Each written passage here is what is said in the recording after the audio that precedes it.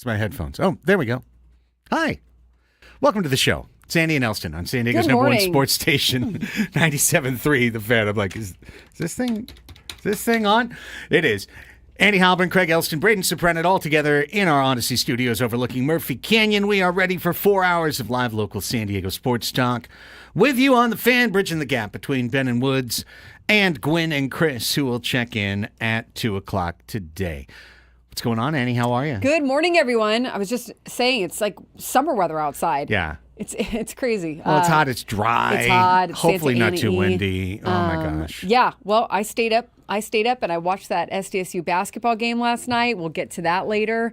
A little Padres news today. But yeah, well, kind of. Kind-of-ish. For us, it's Padres rumors? to talk about, trade right? rumors? We can break out the trade machine? What are you saying? I'm excited. Yeah, but good morning, everyone. It's Thursday. I hope everyone's having a great Thursday.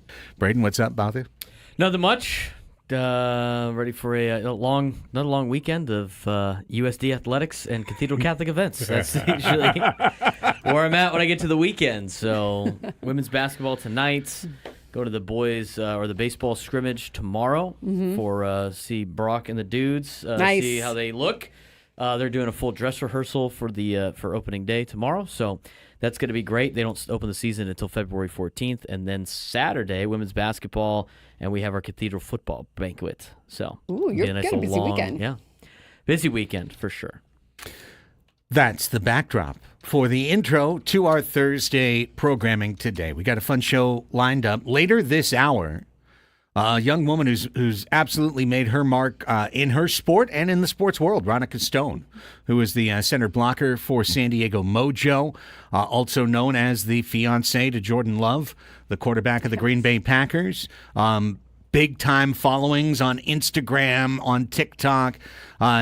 Somebody who is at the vanguard of this second-year professional women's volleyball league. We will chat with her at the bottom of this hour at 10:35. They have a home match tomorrow night at Viejas Arena against Indy Ignite from Indianapolis. So we'll chat with Ronica at the bottom of the hour. We're certainly talking a lot of baseball early in the show because we've got an athletic article that we can just all react to one way or another. Roki Sasaki was introduced yesterday. We've got some Michael King chatter as well. It's a sad time when you open up, like I'm scouring the news sites, and you see Padres in a headline and it's like, celebration, you know, it just doesn't matter what it is. It's Padres. It's like manna from the heavens. Right. We've got the 12 o'clock sports fix. We'll play Anybody Knows coming up at the 12:40 segment of our third hour. We've got plenty between here and 2 o'clock. And we're going to talk about Aztecs too. And I'm glad you stayed up. I literally forgot. And I know that's weird. I didn't watch the whole game. I watched the second half, which turned out to be more than enough because you got some bonus time. Yeah. Yeah. The son is now in a swim team. He's an Excellence, Sea Excellence Academy. Your son. My son. Not the sun in the sky. Not the sun in the sky. My son. So it's now a schedule thing because they swim for 2 hours in the evening at El Cap. Oh. Well, that's a little harder to get to. Right. From my Mesa, and I'm not that far away from El Cap, but it's still like 20-ish to get there. So, like last night, I dropped him off at El Cap. Then I drove to the Y, went for a run, this and that, came back, got him, got to go home, got to walk the dog, got to take a shower, got to eat dinner. And through all of that, I just completely forgot that the Aztecs were playing. And by the way, even if I had remembered, I would have been like, oh, well, it's at Air Force. I'm sure they're winning by 20. I think it's a game they would like to forget eventually as well. They got the win, but I think they'd like to forget most of the game. Ben was killing me with his Twitter last night. Absolutely just killing me. It was so funny. He gets so mad at the Aztecs. So irritated with the Aztec game last night. And I don't think it was the Aztecs. I just think it was the game in general with all the fouls and just so many everything fouls. else. And then the reviews took it was like a month-long review. I mean, the reviews and that took forever and the fouls took forever and it was a lot. Yeah. 10, 12 hours ago. Whatever the outcome, this has been one of the least enjoyable college basketball games I've ever seen. Wow. And then he goes on to say, it was an ugly game. A win, but an ugly game. Air Force has made 0 field goals in overtime and yet has a chance to win it.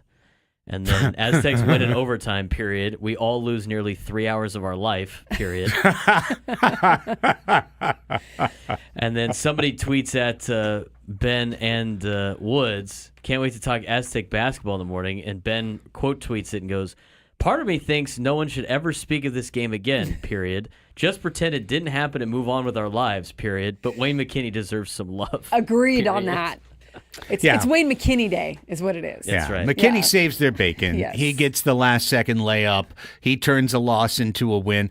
In some ways, I'm just making a comparison to last year. Last year, the Aztecs got a tip in at the buzzer at Lion Tree Arena to beat UCSD. They were going to lose. And at that time, that would have been a really, really bad loss. That tip-in, too. Yeah. Right. But they got that play. This would have been a really, really bad loss. Yeah, and for Wayne McKinney, a little bit of redemption because he had the final shot in a previous game this season and he missed it, you know. And so for this one, he did what he does best, which is just take it to the rim and got it done. Yeah, and as such, you get the win, which in the weird world of college basketball these days, Annie, is like kind of a win because the metrics. It hurts them, doesn't it? The metrics play by the spread. Yeah. They really do. They're like, hey, according to KenPom, you were supposed to win by 18. Right. You won by 1 in overtime. You failed.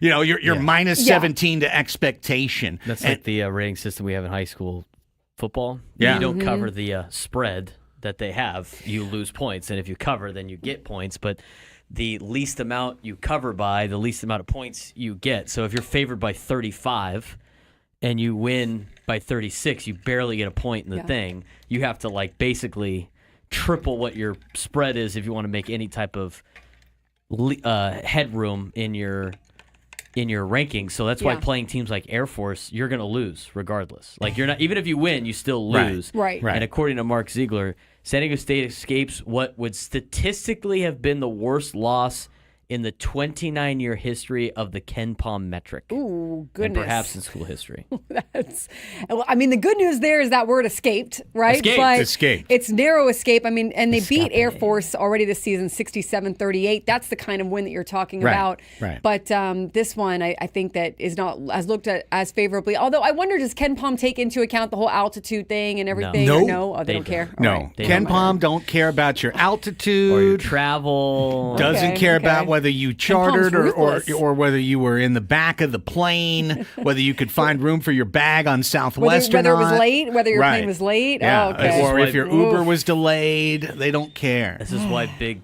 blue blood schools never come out west to play. Mm-hmm. Yeah. It just doesn't help, right? No, it's a lose-lose for them. It doesn't make any sense.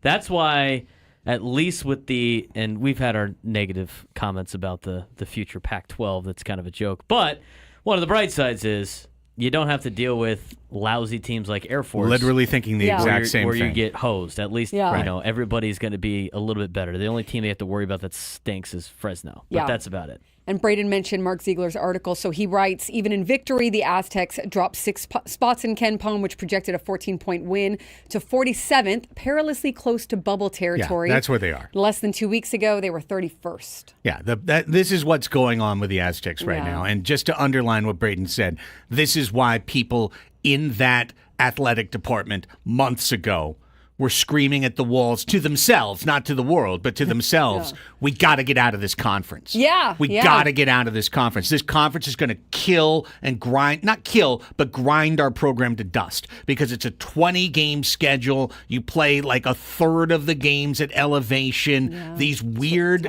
games like New Mexico, Air Force, these are just traditionally spots, Wyoming, right, where it doesn't even matter how good the team is. Sometimes you just go up there and struggle because it sucks to get there, because it's hard, because you think it's a game you're supposed to win, all these things, because Air Force plays a zone and they're at 7,000 feet, like all this stuff, but KenPom just is like beep, beep, bop, boop, boop. Supposed to win by 14, you won by 1, you fail. Beep. Sucks to be you, bro.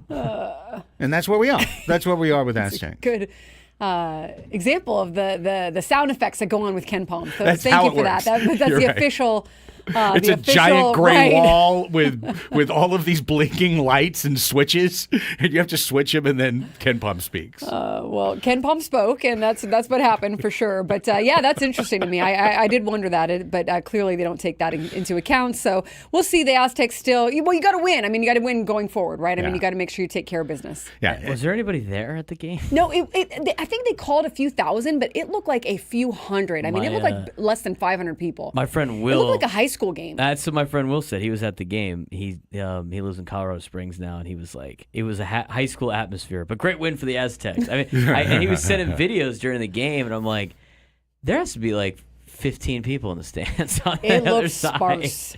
Yeah. Empty. It is frigid. And then in they just Colorado. all looked tired at the end. I mean, and I blame them, but both teams at that point, so many fouls, the altitude, the 71 game going as combined long as it fouls. did. Yeah, exactly. 71 combined ridiculous. fouls is, as Craig said off air, it is malpractice. Wind it. Swallow your whistle. Let's wind it. Let's go. Yeah, no, 71 combined fouls is By definition, you did a bad job. Free Yeah. throws. 71 combined free Yeah. throws. Because an official can find a foul on any play, just like in the NFL. An official could find a foul on any play. They could find a penalty. But if you see It's ticky-tacky. 16 penalties Yeah. and a half, that's as much on the crew as it is on the teams. And the same thing here with all those fouls. Like, come on, guys. Come on. Play the game. I think Ben had a comment on that. Let me see if I can find it. Well, it sounds like you had a comment on everything. Yeah, he was on a roll last Reading night. Ben's tweets. It's so great. Let's take a timeout. When we come back, the Athletic, as Annie said, pours a little bit into our cup. Yeah. But it's a weird brew. And I thought Paul Reindl put it really well on the morning show. Padres, make a move. Wait a second, not that move. Don't do that. Hold on. Pump your brakes, AJ. Not that. We're back to talk about Padres Twins rumors when we come back. Annie and Elsten on the Fan.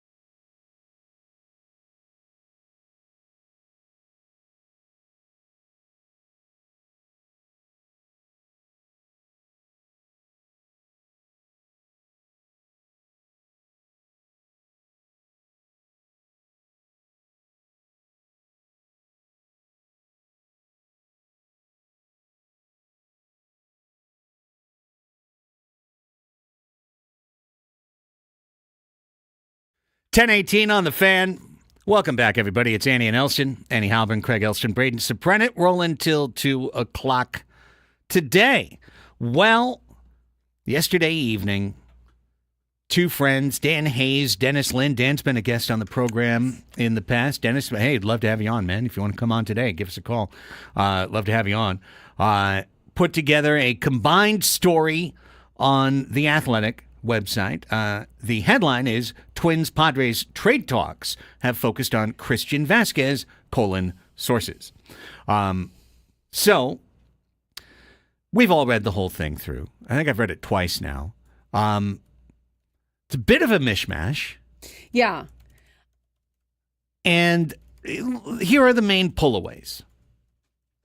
Point one, the Padres and Twins have definitely had some discussion about Christian Vasquez, who is a part-time catcher for the Twins, to come to San Diego in some form of a deal. There's discussion about his salary because Vasquez earns $10 million next year, more than Michael King will. So there's discussion of how much will the Twins absorb in his salary. Also, not for nothing, Christian Vasquez put up negative .2 WAR last year, which compares, I'd say, pretty favorably with Luis Camposano's negative .5 WAR. So he represents not an upgrade at all for the Padres. The article points out that they think his durability might be the upgrade. He could play a lot without hitting. Just like I bet you Martin Maldonado could play a good deal without ever getting a hit. It's kind of indicative of the catcher market, too. Just, they need someone. They need some help, but they don't have a lot to spend. And they're kicking rocks, right? I mean, they're turning over rocks, trying to see what they can do. They are. I'd like them to keep this rock with the cold side facing the ground. Christian Vasquez hasn't been a useful major league hitter since, in any way, the last 2 years. He had an OPS under 600 the last 2 years. He's had an on-base percentage of 280 or below the last 2 years. So he is an out and a sinkhole at the bottom of your lineup. But basically, he's had two decent seasons in his career. 2019, he hit 23 homers. 2022, he was traded, but at the beginning of the year, he hit pretty well. And then he faded once he was traded. But he went to Minnesota the last 2 years and was not good at all. And the issue I have with talking about Christian Vasquez is whatever you think about his defense or his leadership or his durability or anything else, Yasmani Grandal, Elias Diaz, James McCann, he is from the exact same bag of rocks that you'd be drawing from in the free agent market, except he's got a guaranteed contract of $10 million. Well, that's the hard part. This is the same deal as, it's not the same deal as Luis Ariz. You were getting a lot more value with Luis Ariz, but with Peter Bendix from the Marlins paying for Luis Ariz's contract last year, they essentially got him for the league minimum. They got him for free essentially last year, or close to, right? Not exactly for free, but a very, league minimum, very, very, very little amount of money. So when you are talking about Vasquez, AJ Preller is probably on this side, like, how much are you going to absorb of that salary, Twins? How much first of all, you got to give us more than Christian Vasquez. If we're giving you Dylan Cease, the Twins also need a first baseman, a right-handed bat capable of playing the corner outfield and first, a left-handed reliever. Could Jake Cronenworth be in the mix here? I don't know. Is it Dylan Cease? Is it someone else? I don't know. But clearly, AJ Preller would need to make a trade here of some sort. And then the article also points out, because it is a little confusing at times, that at the end that Preller typically likes to get the higher upside player, not the value deal of like, hey, we're giving you quantity.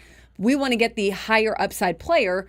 And look, if you're trading any of these guys, you probably should get the higher upside player. Yes. It can't just be, and it wouldn't just be Christian Vasquez for like Dylan Cease. That's crazy, right? Yeah. I really think of these as two separate rumors. That just got put into the same story. Into the same story, and so then they get conflated automatically. And whether you think that's an editorial mistake or whatnot, nonetheless, this is how I would put it. As you said, step one, Padres have talked about Vasquez. Yeah. Step two, in those talks, Minnesota's like, well, hey, What would you want for C's? And those are it's not Vasquez. It's not Vasquez. That would No. that'd be right there immediately on the podium for one of the 3 worst trades in the history of the Padres. And if you did that. Right. And that's won't. probably not happening, So right? it won't. Yeah, it won't. So the interesting thing with the Twins, too, is the Twins are in an ownership sale. And as such, they have, during this sale and during the process of the sale, the spending is very limited. It has been cut back as things do go in an ownership sale. As you turn the team over to someone new, things tend to get cut back on, right? Now, for the Twins, the new owner that is rumored to buy their team is worth $5 billion. Okay, I don't know if it ends up being this guy or not, but that money wouldn't like come into, not that he's going to give him $5 billion, but that changing of guards Gold wouldn't affect showers. their season, right? This year, it's too early in the process. So the Twins are in a weird spot where like, they're kind of frozen. They're kind of stuck as this ownership sale is going through, where they might be in a better spot once they're sold, to be honest. But that's not happening for them this year. So they've got to try to find value somewhere else. Yeah. Later in the show, in the 11 a.m. hour, because, listen, it's almost like giving a dog a bone, giving me something like this. I will offer you a couple of players that I do think would make sense in a Dylan Cease trade to Minnesota. I think there are realistic package deals that A.J. Preller could try to swing that would be reasonably fair for both teams. Because remember, if you give up Dylan Cease, you're giving up a top 10 starter. You're giving up almost a guaranteed 175 innings, health willing, 175 to 180 innings, 200 plus strikeouts, ERA probably high threes, could be lower. You don't know. It's a contract year for him. He could be out there absolutely spinning it this year, trying to get Corbin Burns' deal next year. So you are giving up a ton if you give up Dylan Cease. You are giving up. You are fundamentally altering your chances to win this year if you give up Dylan Cease. It is really hard for. It is really hard to comprehend a little bit, honestly, even for me, because if you give up Dylan Cease, you're hurting yourself, But at the same time, A.J. Preller he's going to have to make some tough decisions. I don't know what they're going to be, but if he feels like you can get back maybe 3 top-level players or whatnot, or 3, very good players that can help on their team and really make a difference, you got to do it, I guess. But when you trade Dylan Cease, you're going to have a hole in your rotation amongst other holes, especially not getting Roki Sasaki. So he's going to have to make some hard decisions here. Yeah, I just... It's not going to be what was put up. It's not going to be what was put up on The Athletic. It's just not. Whether it's going to be something else, we'll wait and find out. Yeah. It does make sense. This is kind of where I'm actually driving. It does make sense for the Twins and the Padres to try and line up on a deal. Sure, absolutely. They are 2 peas in a pod right now. They both have needs, and they both are in a budget crunch, and they can probably figure something out. And the thing about AJ too is we've heard throughout the years, or at least from what I've heard, is he starts real high. Like he wants a lot of quality and value back, but you're in a position right now where at some point, like the rubber's going to meet the road, right? Like someone's going to have to bend somewhere, as it gets closer, because you need these players. You're going to need a left fielder. You're going to need another bat. You're going to need another person in the rotation, et cetera, et cetera. Is it that time yet? I don't know. That's what we're going to wait and see. Yeah, that's something's going to happen. The dam's got to break. And I think this is a kind of an interesting segue also to all the Michael King talk that we've seen and had about the arbitration, because it does seem like $1.5 million. I get it. That's like such a small bridge to cross. But when you're Preller right now and you've got this budget, and $1.5 million or $1 million might be able to get you something, might be able to let you take a chance somewhere. I'm not saying they shouldn't give it to Michael King. Like if he wins his arbitration fair and square, for sure. That I have no idea who should get what in this. But what I'm saying is, like, he's got to work within his budget and try to kind of make his dollar stretch as much as he can. He does. When we do get to talking about Michael King, I think there's also a very realistic way, even for a team that's balling on a budget, to be able to extend him and offer him a contract extension and just have that extension start next year. If you have the ability to how much per year is he going to command? Well, we've got this spare $13 million that for the last 4 seasons we've just been throwing down a well, the well known as Moonball Media. As the Padres have managed to launch a podcast empire, courtesy of Eric Hosmer's Dead Money. That dead money finally stops next year. And if I think about the 8 that they'd pay him this year and that dead money, that gets me to 21 without changing the budget a dollar. It gets me to a $21 million a year extension. And you might have some more minor leaguers or prospects that are going to be able to make the jump next year, which would help you out. Right. And I think maybe. that should be money that the Padres can afford, especially if Cease is coming off the books next year as well at $14 million a year, and you have to replace him. You can't replace everybody. You know, if we had Sasaki, it could be a different story, but we don't have Sasaki. Sasaki was in a press conference in LA yesterday. Yeah, I saw him wearing number 11. Yeah. Thanks for that. Get to see your love for Darvish every time you pitch against They're doing construction at Dodger Stadium, so that's why they had it kind of in like this parking lot area. But that was a show, man. I mean, they had like hundreds of reporters there, and they had the whole stage set up. I'm so bummed. It was the thing. Let's take a break. When we come back, cool to bring her on the show. Ronica Stone, one of the stars of San Diego Mojo. We'll get caught up to date on what's going on in her career, what's going on with this second-year Professional Volleyball Federation, all of that when we come back. Wrapping up hour number 1. Annie and Elsten, San Diego's number 1 sports station, 97.3 The Fan.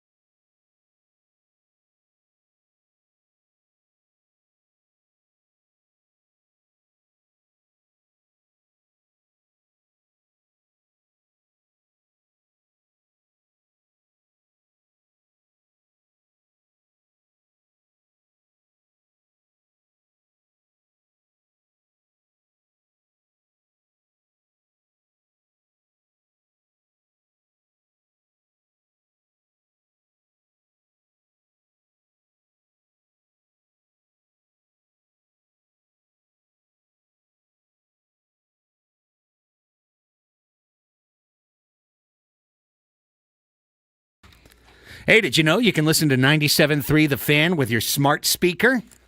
Well, you can. Just ask it to play 97.3 The Fan. Give it a shot. Find out what happens. Annie and Elsten here with you on 97.3 The Fan. Annie Halpern, Craig Elsten, Braden Suprenant. We're going out to the 97.3 The Fan hotline right now. San Diego Mojo in their second season in the Pro Volleyball Federation. They are off to a 2-2 start. They've picked up a couple of big wins on the road. They're looking for their first home win of the season when they host Indianapolis, the Indy Ignite, tomorrow at Viejas Arena on the campus of San Diego State. Thrilled to be joined by second-year Mojo center blocker Ronica Stone, one of the stars of the team, here to get us caught up on all things Mojo. Ronica, Craig, and Annie here. It's great to have you on. Thanks so much for giving us a ring. Of course. Thanks for having me. Well, the pleasure is ours. Let's start broad. We can back it in, get a little more specific. But second year here in San Diego, second year for the league as well. As somebody who went to play overseas after a great career starring at the University of Oregon, you were finding your money, whether it was Puerto Rico, whether it was France.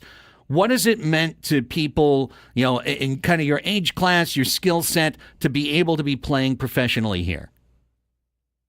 I think it's something that we couldn't have even dreamed of before, to have the opportunity to not only play in our home country, but for me, being able to play in my home state it's really been a dream come true. And yeah, just waking up every day and being in such a beautiful city, arguably one of the most beautiful cities in the country, it's just such a blessing. And I know college players now, to have that option to go straight from playing at the D1 level to coming pro and again in their home country I don't think they can even comprehend how lucky that they are.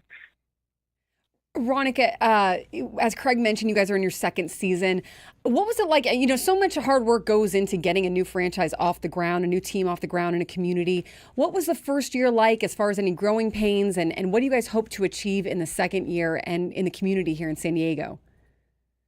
Yeah, I think with bringing anything new, just word of mouth, trying to get the city to know that, we're here. It's a great sport to follow. I think San Diego is a really good volleyball location, not only for beach, but indoor too, with USD being able to go to the Final Four just a couple of years ago. Yeah. And so, people know how great the sport itself is, but I don't think enough people know that there's a professional team here that exists and is playing near them. And so I think it's just the struggle of trying to figure out how to reach more people, and also just the ins and outs of having a new league. And when it comes to, practice facilities and trying to figure out traveling from state to state and being a coast team, and, our first game of the season was all the way in Orlando. So it's just trying to figure out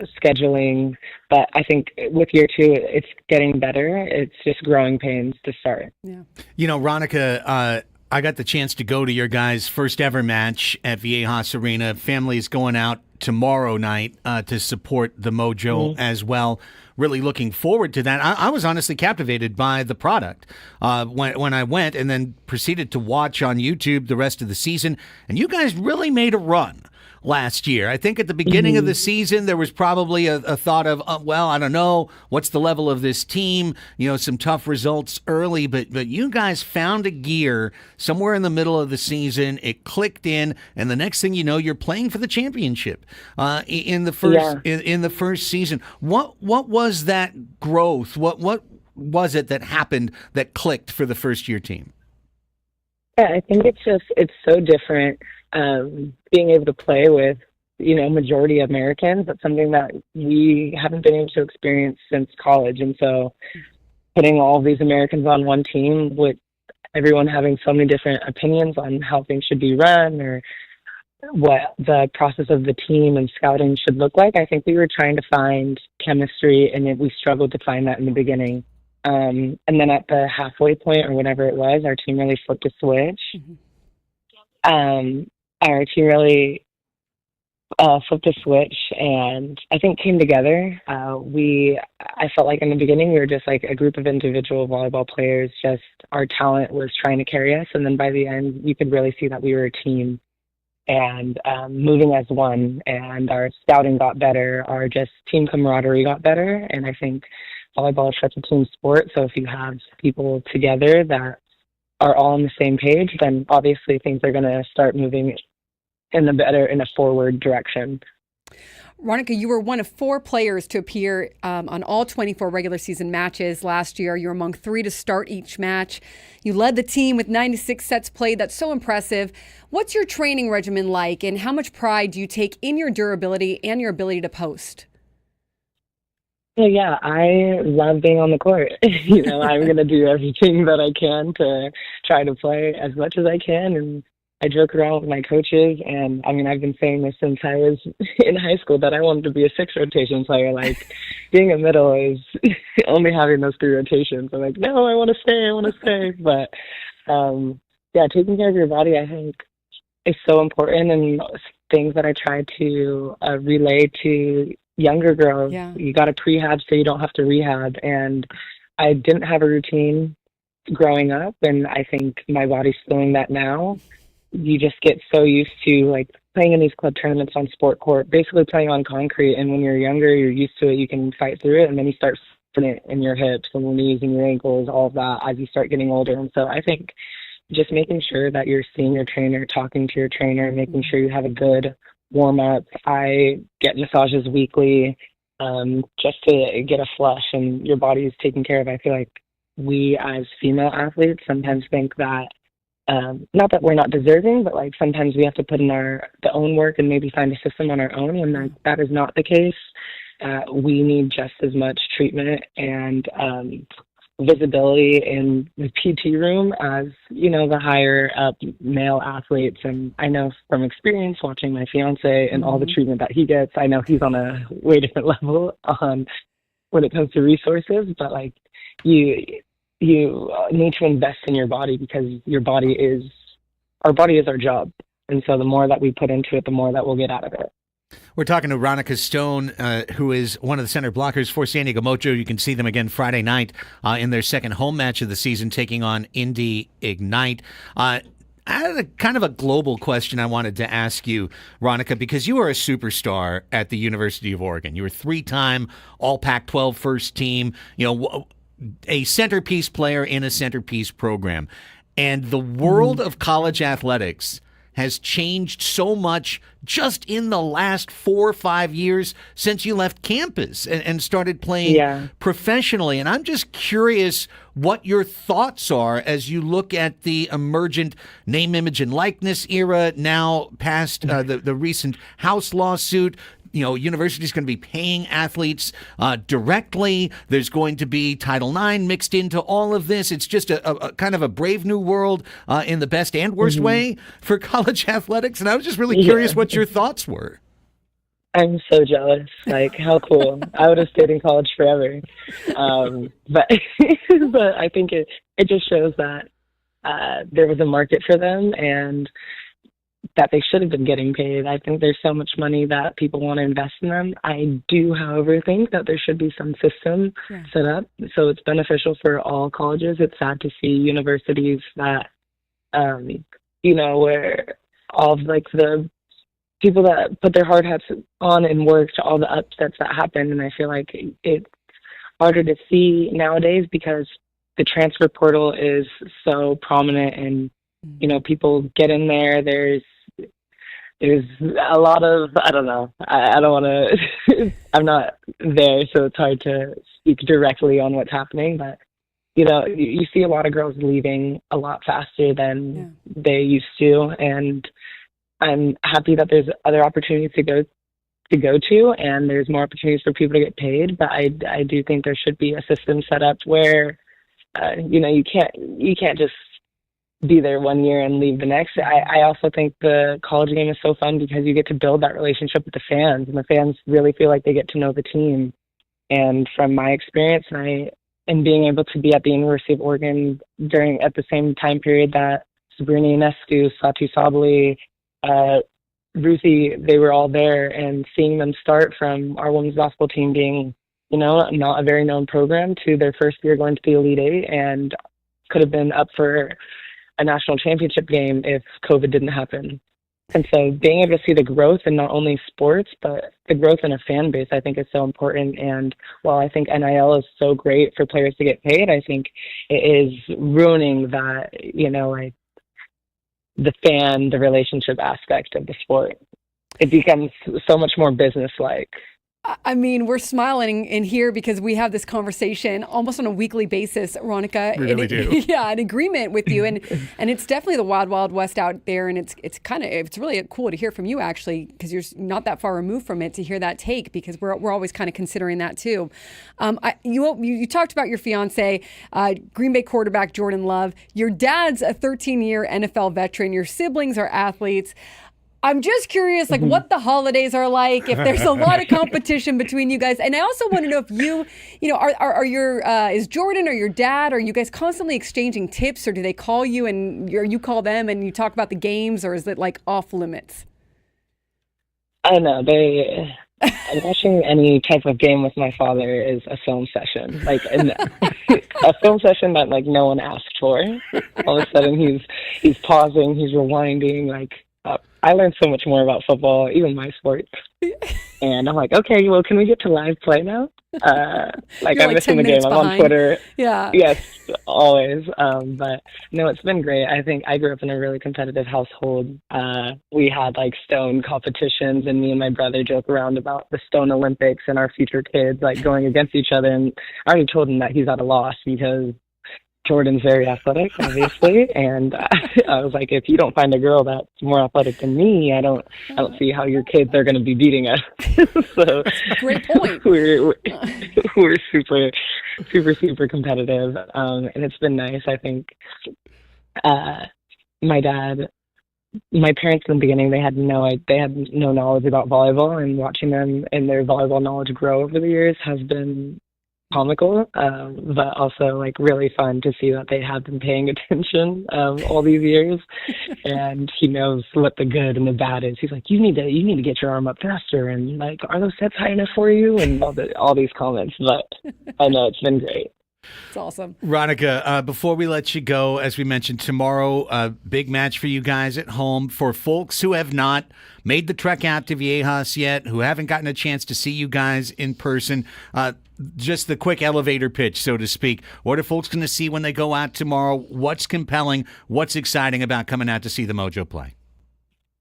Yeah, for fans that want to get tickets, go online to letsgomojo.com and get tickets, get season tickets. I think it's an amazing showing of athleticism and explosive plays. Volleyball, I'm biased. I think it's one of the most entertaining sports to watch.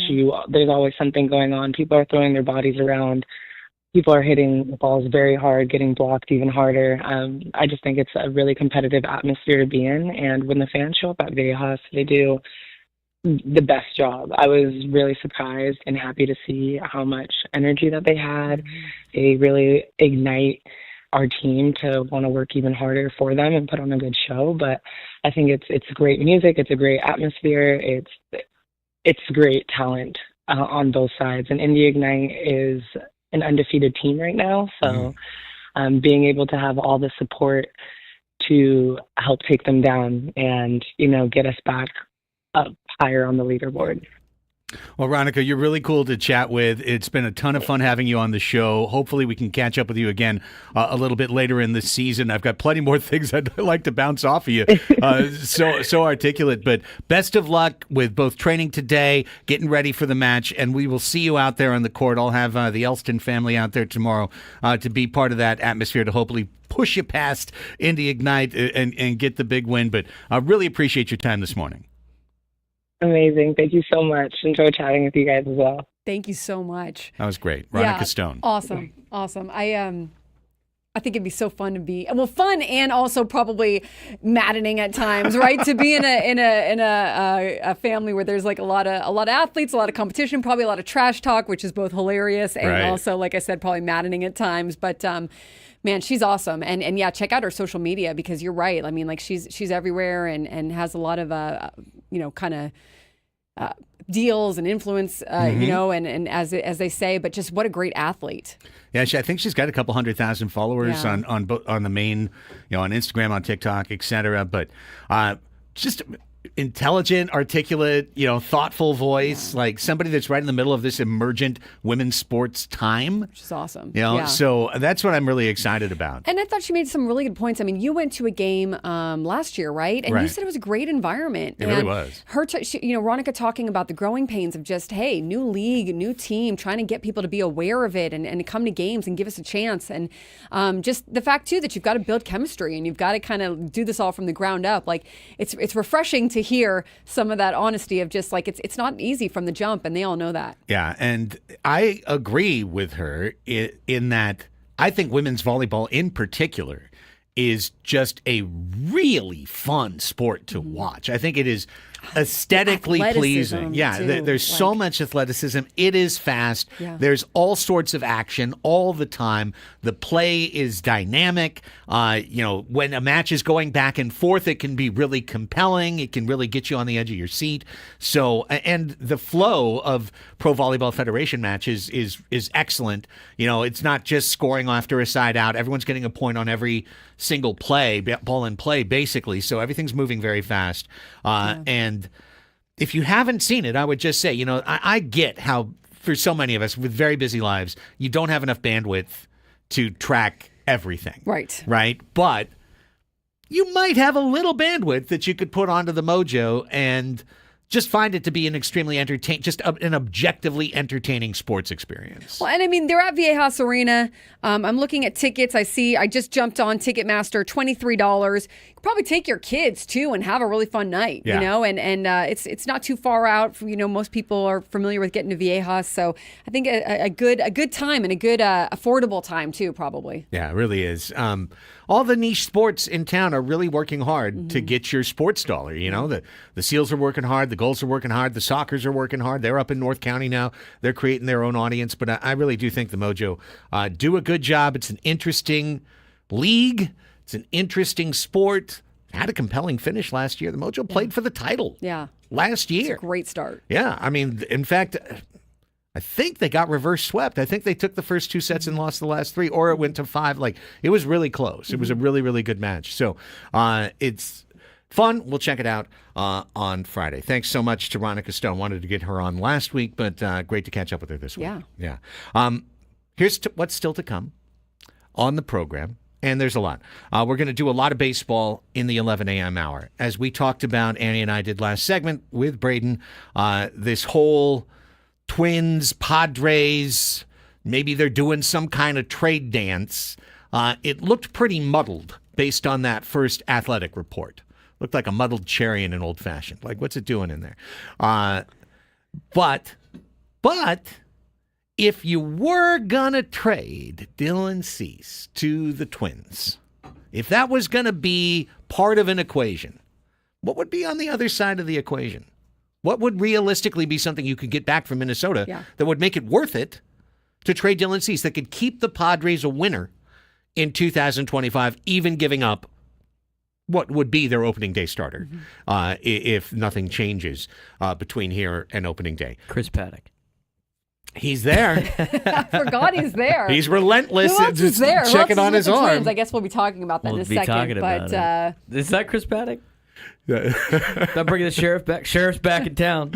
Hey, it's not a new sheriff in town. That's right. There's the same old. There's the old sheriff. Sheriff's in town. back, baby. all the cowboy hats start coming back out. Polo ties. The polo ties.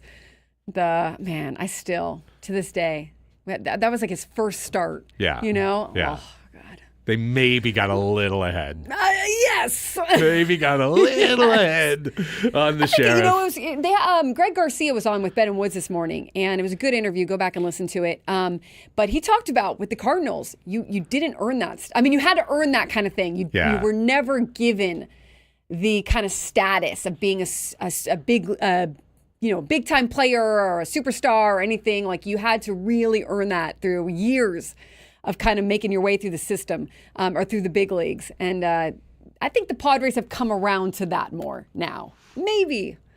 Yes. Maybe. Well, yes.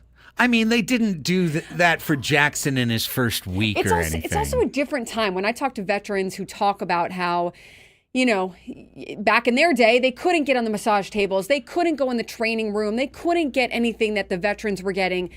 It's kind of a different time now. It's like throughout Major League Baseball, where just like in society, like where the younger generation kind of they're getting a little more than they used to. Or feel like they should be getting a little more, a lot more. Yeah, I don't know. Well, that's our different time is what I'm told. Yes, indeed. The times, they are changing. And so it is for us as we change from hour number 1 to hour number 2. Time rolls only forward, and we come back with some of that Padres Twins trade talk next on The Fan.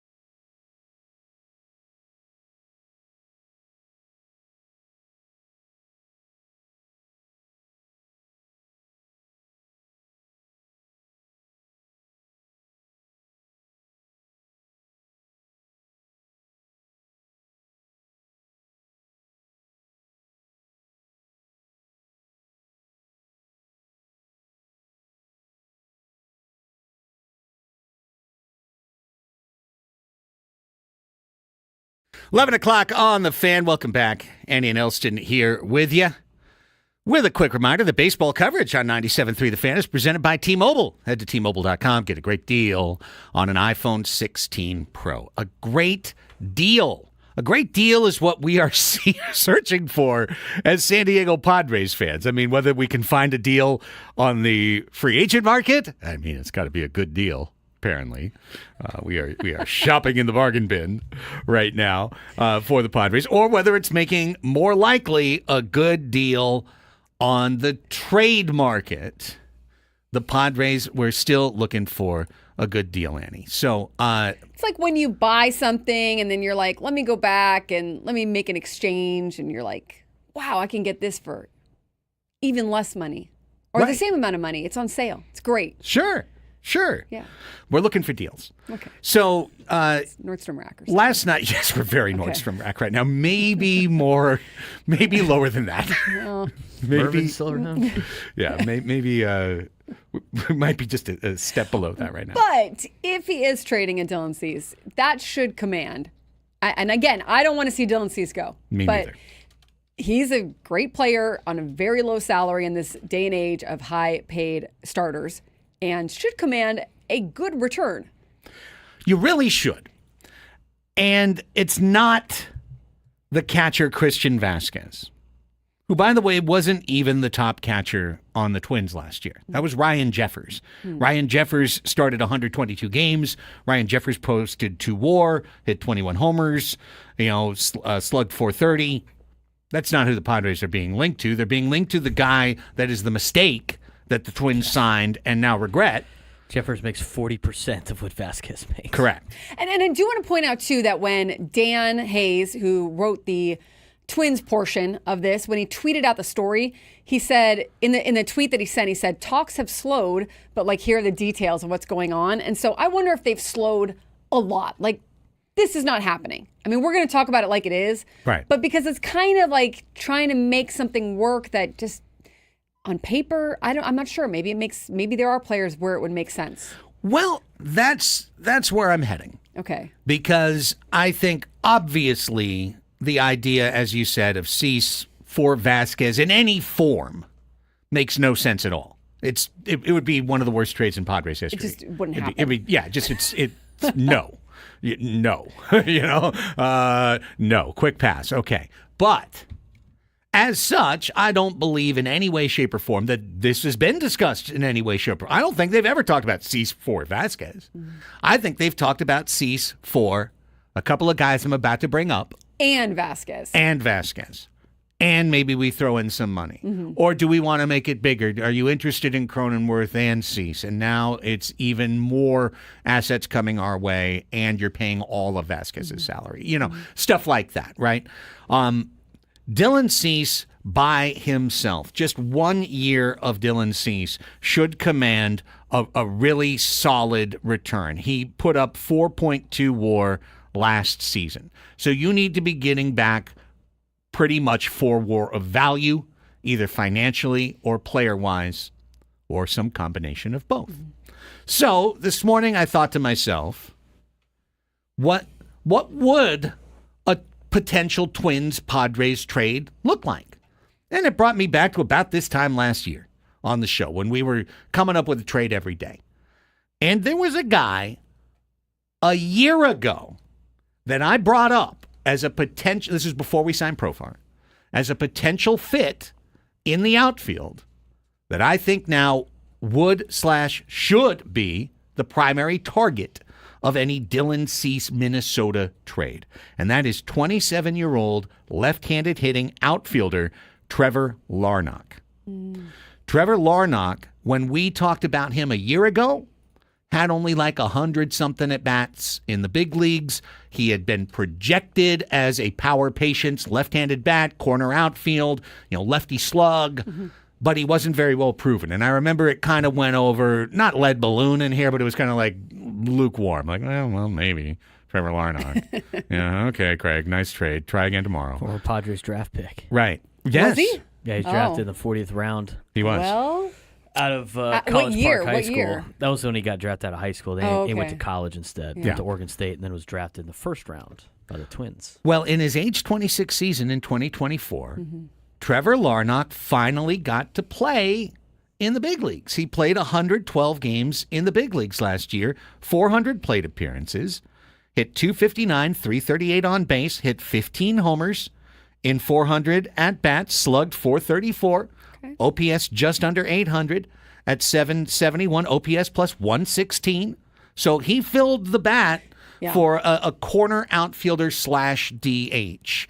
And I would suggest that any Twins-Padres Cease-related deal probably needs to start with Trevor Larnach as an affordable, cost-controlled player coming back. He's a free agent in 2028. Okay. So 4 seasons of control. We know that Preller likes that, as he should. You get some seasons of control there. You get some years of control. Because also remember, as much as the Twins want to be better this year, you're only getting Dylan Cease for a year. And you're probably not keeping him.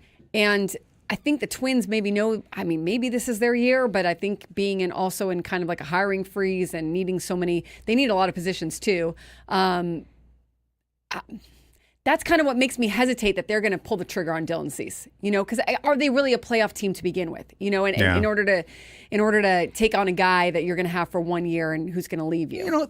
I think that they would say, we Okay. think we are, because we've got Pablo Lopez at the top of our of our rotation. We've got Bailey Ober, who was really good last year. If you add Cease to that, all of a sudden we've got a top 3 that rivals all the other teams in the not so spendy Joe AL Ryan. Central. It's Joe true. Ryan, Yeah. right? He's not a free agent until 2028. Yeah. He's making ARB money.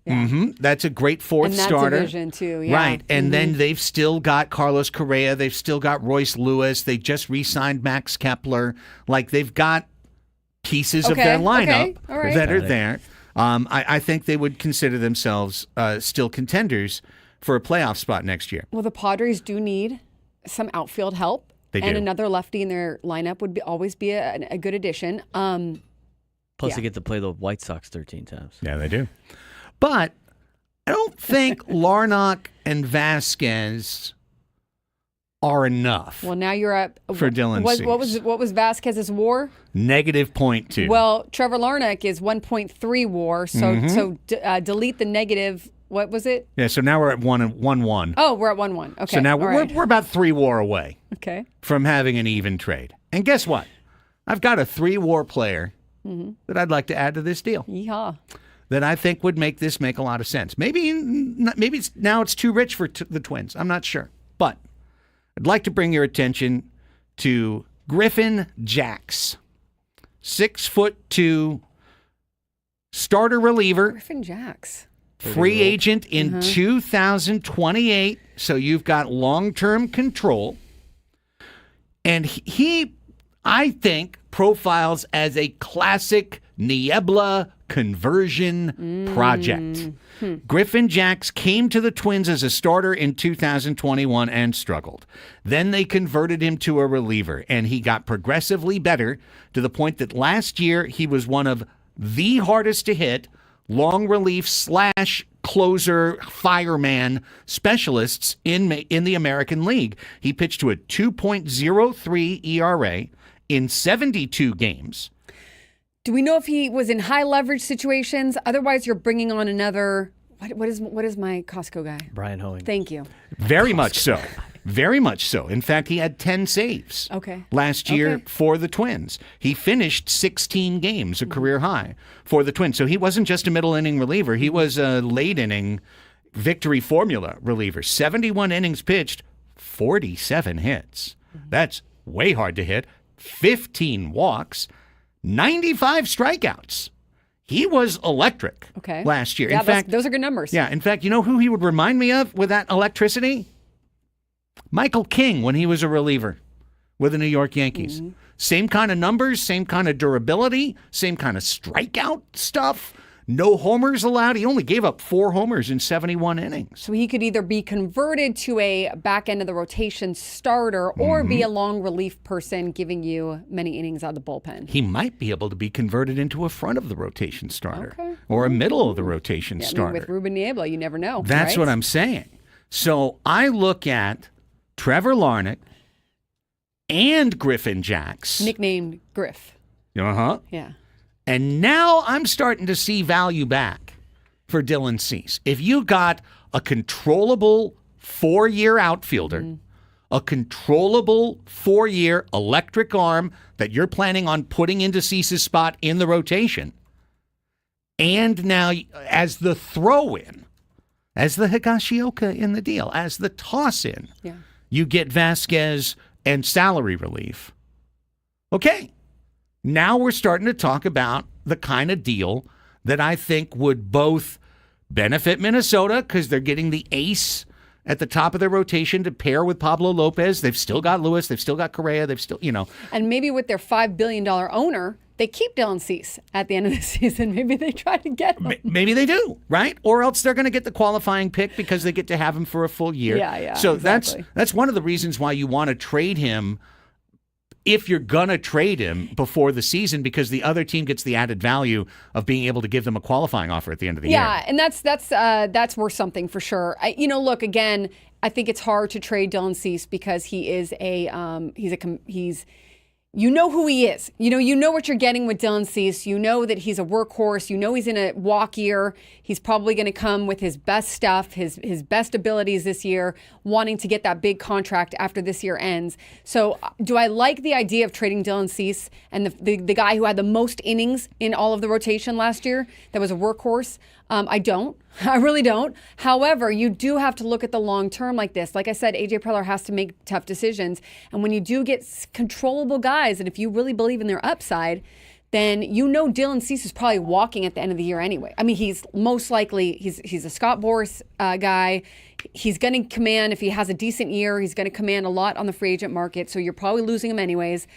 So I could see the wheels turning at least of discussing this and it being something that could work for the Padres. Yeah, I think if the I Padres... don't love it, but it's not also horrible. Right. If you got all 3 of those guys back, I think you could make a reasoned argument that you were in a better, more flexible position. Because, you don't have 1 year of Dylan, but that's all you're going to have is 1 year of Dylan. Right. And Jax could be 4 years of being in the rotation.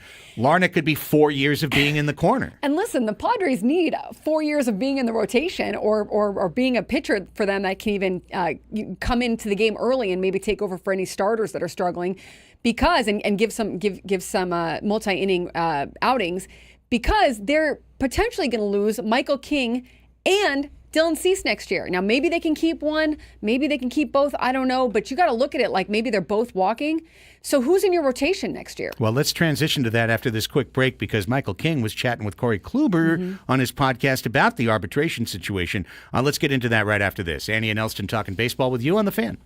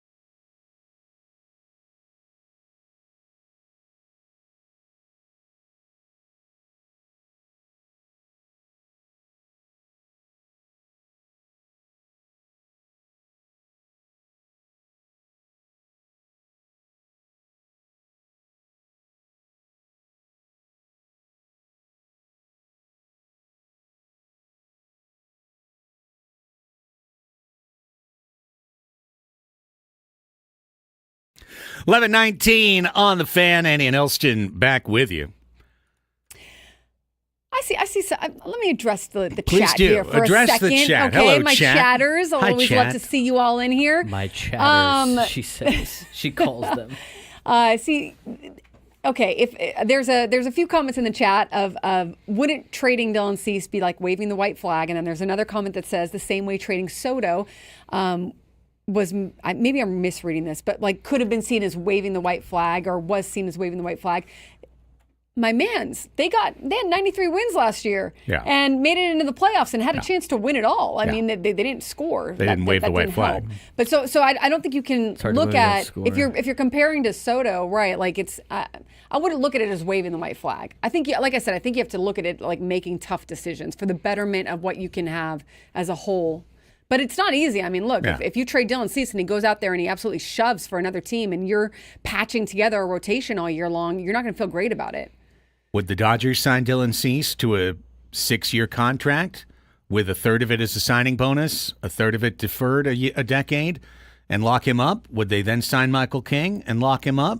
Yeah, that's what they'd do. If we had LA's money, or if LA had our roster, that's what they would do. They would lock those guys up, and they would continue to sail higher and higher and higher into the stratosphere of the amount of money that's going to be spent. And no, you don't want to trade your all-stars for controllable players that hopefully turn into impact players. You don't want to be doing that all the time. And I don't think that most of their all-stars, they've got locked down into long-term contracts. Correct. This is just one of those situations where like he's got to fill out the rest of his roster and you don't have a ton of money to work with. So how are you going to get how are you going to try to get the most value for your roster? And that's going to be a tough one. Maybe that's why they don't trade Dylan Cease. Maybe they feel like there's not going to be another few additions that really make it worth it. And they go ahead and they use, like we were talking about yesterday, players you kind of take a chance on, in left field and as your DH. And I mean, these are tough decisions. Would we love to see the Padres spend $275 million on payroll? Of course. And to see them sail over the second tax threshold? Of course. We'd love to see that because that would just be the team is spending money. They have spent money. And I just unfortunately have to keep repeating this, and I know it makes you sound like whether you're the house organ or whatnot, but it's just the truth. The Padres have over $200 million in payroll committed this season. 208 is the current estimate of where they are this season, which puts them firmly toward the top of teams that are spending money in Major League Baseball. It is. The difference is, as you know, Annie, that 208 counts as a 244 against the Cavs. And that's where, in fairness to my chatters, which are really not my chatters, they're our chatters. That's where you do have to look at payroll flexibility. And that is where the Padres are lacking. They don't have a ton of flexibility. Correct. And that is what you don't know if years to come, and I say this a lot too, if years to come, all the money that they've tied up ends up being the reason you won the World Series, or all the money that's been tied up is a reason that you're not able to have a lot of payroll flexibility to make a lot of the, decisions that you might want to make in a certain offseason. Now, remember, they're going to have guys coming up through the farm system in the coming years that they want to try and use. And obviously we know about Leah Dallas DeVries, we know about Ethan Salas, but there's more too that we haven't been hearing about that are probably going to get closer until we trade him. Yeah, if H is still here. But I do think they're going to have to figure out a way to use more of their farm system and get some value from their farm. And you can't just hit on Jackson Merrill. You're going to have to try to figure out ways to hit on some of these other guys too, because of this, the little financial flexibility you have in your payroll. When I'm presented with like mental challenges like this, right? And it's the same mental challenge that AJ's being presented with. Like, how do you do it? Okay, do you want to just keep banging the table like a 9-year-old? I want more. I want more. You can do that. That's cool. That's fine. Your fist will be tired later. You'll have a little bit of a sore throat if you keep crying long enough. But it doesn't change the reality of the situation. It doesn't mean like, oh, well, you guys cried enough, so now we're going to spend $275 million. Mm-hmm. Like, no, that's not the way it's going to work. They're already over 200. They're trying to figure out a way to put together a payroll that is going to simultaneously put a competitive team on the field and push their tax number under 241, which is the line. Yeah, and I really believe, and I'm not just blowing smoke here. I really believe once these guys get to spring training and you start seeing the lineup get sent out every day. Well, what is a spring training lineup, anyways? Maybe a few times. That'll look more normal. What do you know? You'll see. I think that you'll see like that they really truly believe in this core that is a dangerous core and that can be very threatening to other teams and can put them in a position to be competitive for years to come, and they should. So yeah, I think that like you're in it. Like these are your guys, and now you've got to try to make the best choices you can on the fringes, on the edges, working within a budget. Yeah, many teams in baseball have done absolutely nothing. Yeah. Atlanta's done absolutely nothing. They've lost more WAR than the Padres have this offseason. I forgot to read it. I saw something about that. I don't know why the Braves haven't moved at all, but they haven't done anything. They've almost everyone that was a free agent has just been let go. Yeah. And they're banking on Strider coming back from second Tommy John and being great, and Acuna coming back and being an MVP again. Well, and you look at the Cardinals too, and I think this has been fascinating to follow as well. Like the Cardinals came out. Never in their history of their organization have they had 2 losing seasons in a row until last year and the year before. And they came out and they said, we're not even competing this year. I mean, essentially they said that, okay? I'm paraphrasing for them, but they said, this is going to be like a step back year. We need to, we're going to take a step back in how much we spend. We're going to take a step back in competition. We're going to try to revamp and rebuild here. And then their GM and their front office came out this week and said, we suck at player development. We used to be really good at player development. Now we're not so good. We need to look at this system that we have and figure out what's going wrong and help our player development so that we've got more guys coming through the farm system helping our team. So they're kind of in that same position. Hey, we've got to balance out our farm system with some big league signings, some big star, superstar players, and have more of a balanced roster. And I think the Padres aren't doing that. The Padres aren't saying we're stepping back, we're not competing. But we've already heard from the front office that they do need that balance, right? So how they get there and bridge that gap, like that's going to be something that we follow this year. But you do see other teams that are kind of trying to figure it out too in this landscape of a new CBA, TV contracts, whatever, blah, blah, blah, blah, rising salaries. Yeah, I mean, again, it's the reality of what's going on, and it goes far beyond San Diego.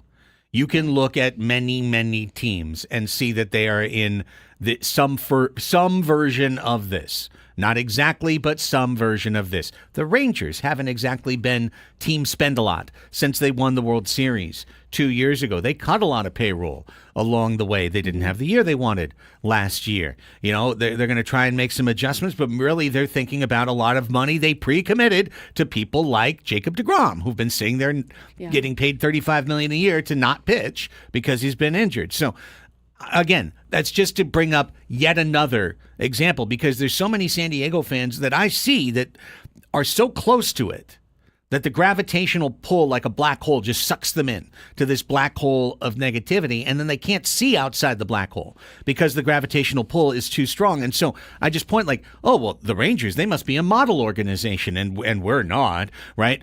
The Rangers cut massively after winning the World Series. They chopped back. Why? They lost their media deal, and they had uncertainty around their income sources, their income flow. So it's not unique to San Diego. And I know, fans out there that are listening, you guys are educated. You guys are smart fans, and yeah, I completely understand. Again, and we always say this, I always say this too, where I understand you're spending your hard-earned money. You want to see, you want to hear.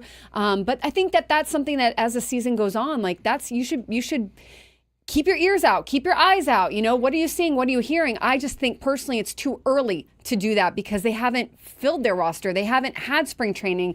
They haven't come out and talk, that sort of thing. So, again, like I'm never going to tell a fan how to fan, but I think hopefully as the season starts to come together more, you're going to have to wait and see, right? Like, how does it look? How does the team do during the 2025 season? What is said? What is given on the field? Like, you'll be able to see all that and watch all that with your own 2 eyes. And hopefully it's something that is, a positive. Well, a segment for the chatters. So when we come back, we're going to hit that Michael King soundbite that we were ready to present. Plus, Roki gets introduced in L.A. Some more baseball talk for you coming up here on Annie and Elsten, San Diego's #1 sports station, 97.3 The Fan.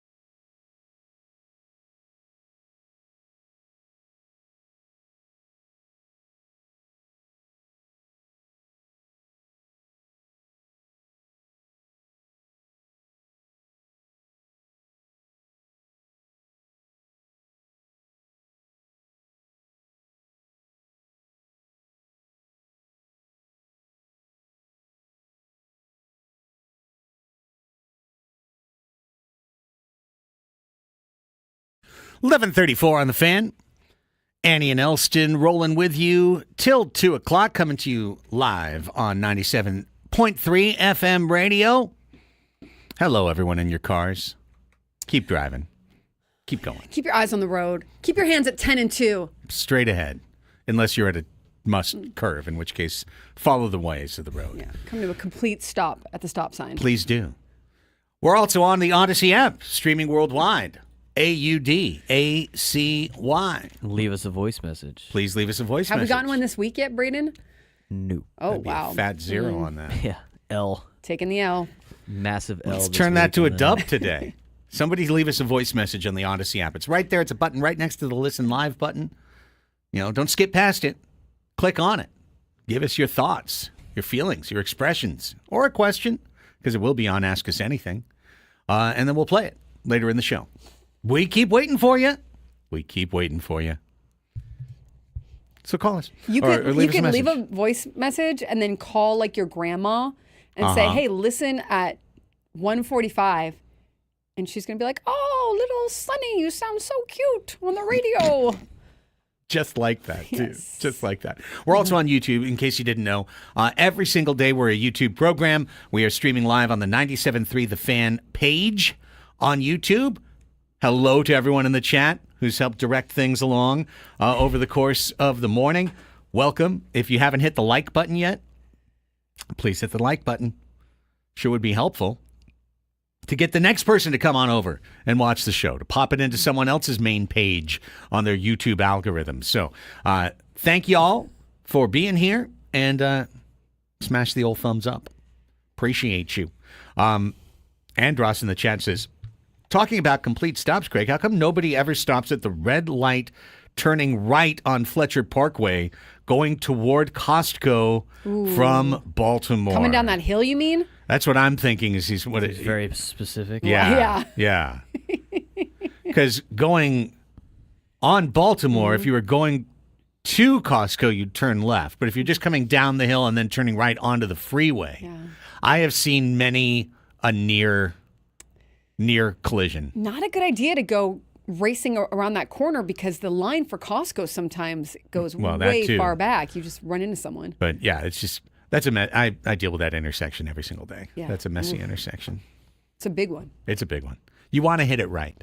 When I'm dropping the kid off, I have to take the left turn to go up Baltimore. Yeah. And you got to hit it right. I just is don't all want I'm to hit saying. anyone. No, don't hit anybody. I mean, just time the light, right? That's what I mean. Okay. Yes. Appreciate you, Andros. Is this a Scraby Gripe segment? I mean, does Scraby drive Fletcher Parkway enough for it to be? Because he would if he could.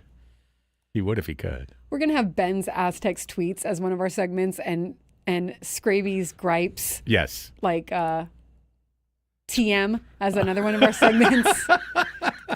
Wait a second. That's my gripe of the day. That's my trademark segment, says Matt. So, no, I appreciate you. Let's get to Michael King. Because in this time of Padres frugality and examining every dollar on the spreadsheet, there might seem to be a hopeless feeling around Michael King. I don't think that's the case. I don't think that's the case either. I really don't. And appearing on Corey Kluber's podcast, which is a thing that exists in the world. Casa de Club. The Padres aren't paying for that one. I know that. Not like Moonball Media. Moonball Media. Anyways, Michael King was asked about the fact that he's going to arbitration. And he had, in classic Michael King sense, I think my case was just different because I was a reliever. Hang on, why is it playing already? I don't know. It auto-played. Auto plays. You can flip the. There we go. There we go. I like the backdrop of this one. All the cards behind him. That's cool. All right. I think my case was just different because I was a reliever for my first. Give me a second. I'll troubleshoot that with something else. Okay. There's another way I could do it. Yeah? Yeah, give me a second. Okay. I'm going to pull up my email. I think Michael King talks in this podcast exactly like Michael King talks at his locker. Yeah. I thought, I saw some people say that he looks mad. He looks exactly like Michael King to me. He doesn't look mad. He just looks Michael King-ish, which is great. Wanting to kind of, like you said, give a good answer, give a thoughtful answer, and be as honest as he possibly can be in this situation. All right, try again. Here we go. I think my case was just different because I was a reliever for my first So I was going to ask you. 4 years. Yeah. And so, yeah, if you look at the guys that I'm similar to this year, they all have like 400 more innings than me. So it's Right, yeah. obviously I feel like I deserve It's a unique case. close to that, but I also am coming from a different number. So we'll see how it is. So in most cases, would a player go off of 3-4 years of substance, whereas for you, you became a starter in 23, right? Yep. Yeah, so you have like a year and a half to go off of. So you're trying to find guys that have done that, or you just put yourself up against a starter and his last year and a half of stats? I don't want to give my secrets There's away. probably Yeah. some of both who are right. But both, Yeah. yeah, because like there are still starters that you can look at that had some injuries in the past, so their innings are actually similar to mine, even though they have 5 straight years of being a starter. And me being a reliever, my innings and bulk is a lot less than everybody else. So you can look at those types of guys, but then you also, what I'm trying to do is just see guys that I was similar to this year, and they got X amount of raise, and I think that I deserve that because I had the same year as them, and it shouldn't matter. Like they're going to be coming from a much higher salary, so their total salary is going to be a lot higher. But I feel like I deserve the amount of raise. I think Very reasonable. Very reasonable, I think, by Michael King. I think so too. And look, the Padres, AJ Preller does not like to go to arbitration. He thinks it's a waste of time for the most part. That's why you've not seen him go to arbitration for the last 10 years. So both sides must feel like they've got a good enough case. And I think that for AJ Preller, again, I think it's, when he's got a budget he's got to work with, he's got to make these numbers work within that budget as well. And maybe he feels like that is something where he could use that money towards something else if the arbiter decides that the money that the Padres suggest is the correct amount. But they very well could side with Michael King, and Michael King deserves to get paid that if that's what the arbiter decides. I'm not up there, and they're never going to invite me up there.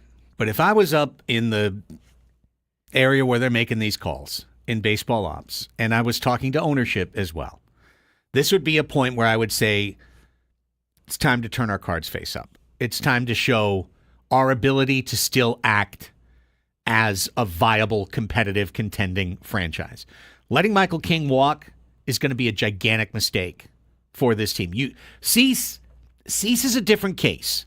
Cease has a lot more wear and tear, More experience on his elbow. He has a lot more strikeouts. He has a lot more innings pitched. He has Scott Boras as his agent, and he has the opportunity to go to top of market next year. Michael King might have that. Okay? We talked yesterday about X Factor players. King was an X Factor player last year, and he still is this year because he's only done it 1 year. So you don't know. He went from 100 innings to almost 180 innings, and then he kept pitching into the playoffs. You don't know how his arm bounces back this year. You don't know if he has regression or he spends time on the injured list over the course of the year. Any one of those things craters his overall value going out to market next year. If he has another year just like last year, he goes out there with Cease. He's gone. He goes out there at the top of the market.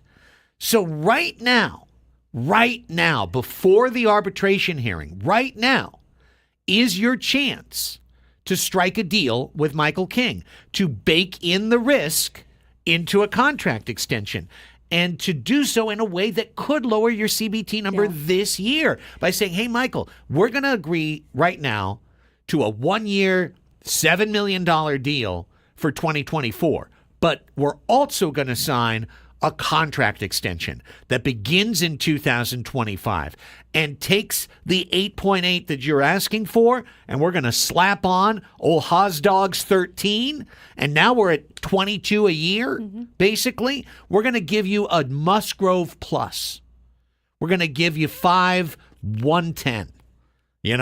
Would you take it today as opposed to risking the year?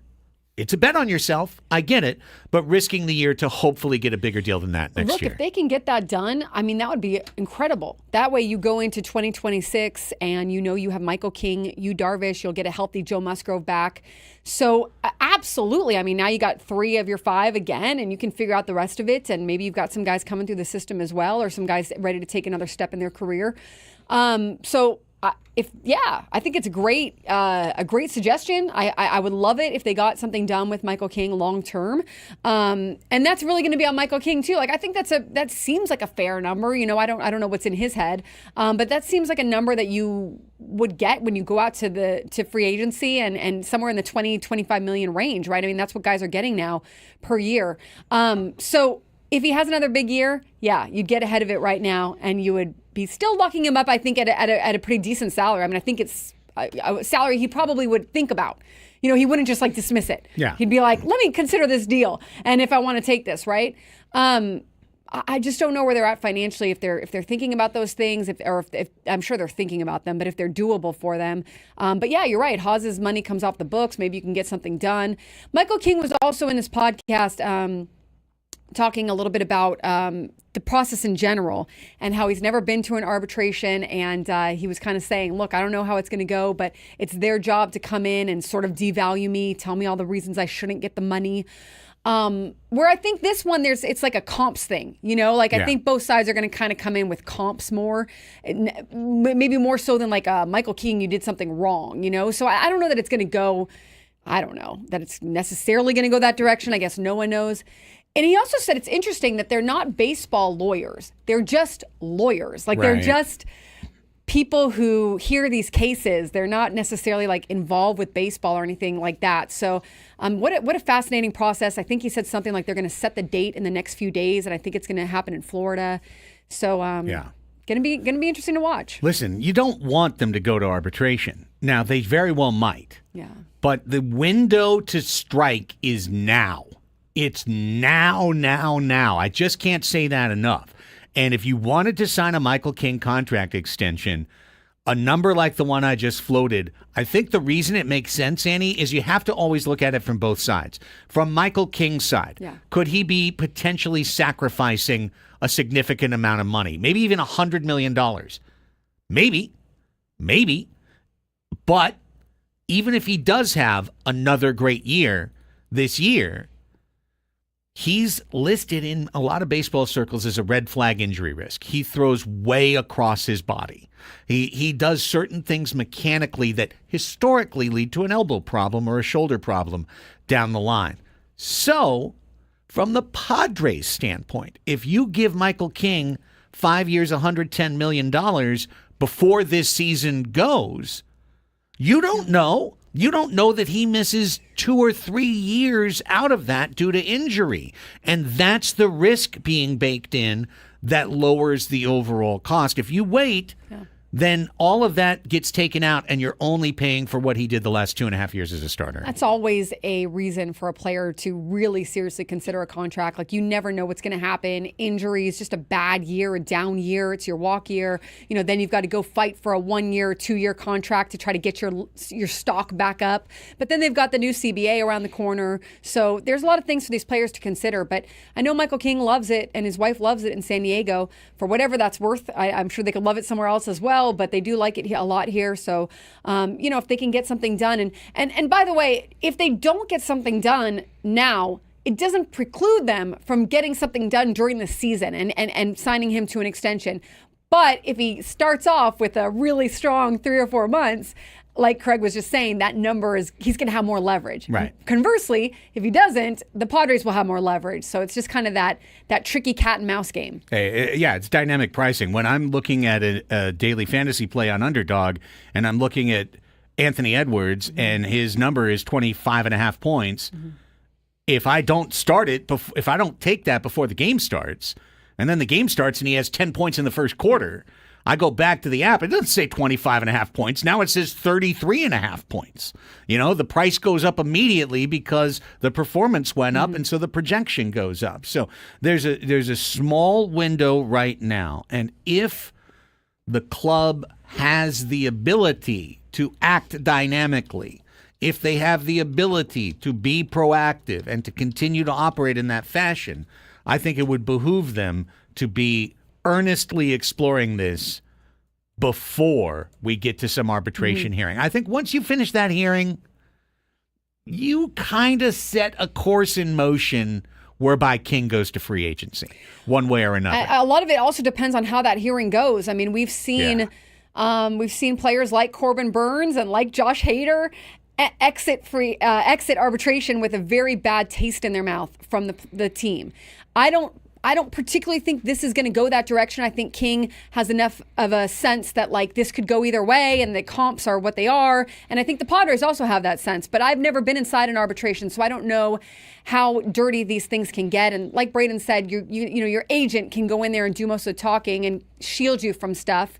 Actually, I honestly don't know. I don't know if the player has to be in there or not. They don't. They don't have to be there. But you probably do hear stuff at the same time. Like if I'm a player, I want my agent to tell me, why things were decided or whatever. But who knows? Maybe Michael King will take that route of like it's just better to find out what the number is or the verdict is and go that direction.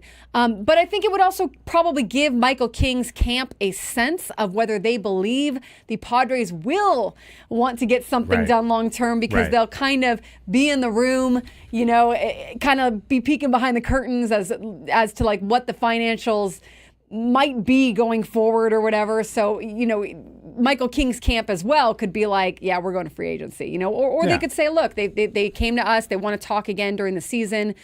That's another thing though. Joe Musgrove got his done mid-season. Some players don't want to talk about it during the season. Correct. It's really dependent on the player. Most don't. And there's a gravitational pull to free agency. He gets off to a decent start. He's fighting for an all-star berth. All of a sudden, trust me, his agent's talking to him, his wife, his family, saying, look what Burns got, look what Fried got, look where the market goes. You're going to be one of the hottest guys in the market.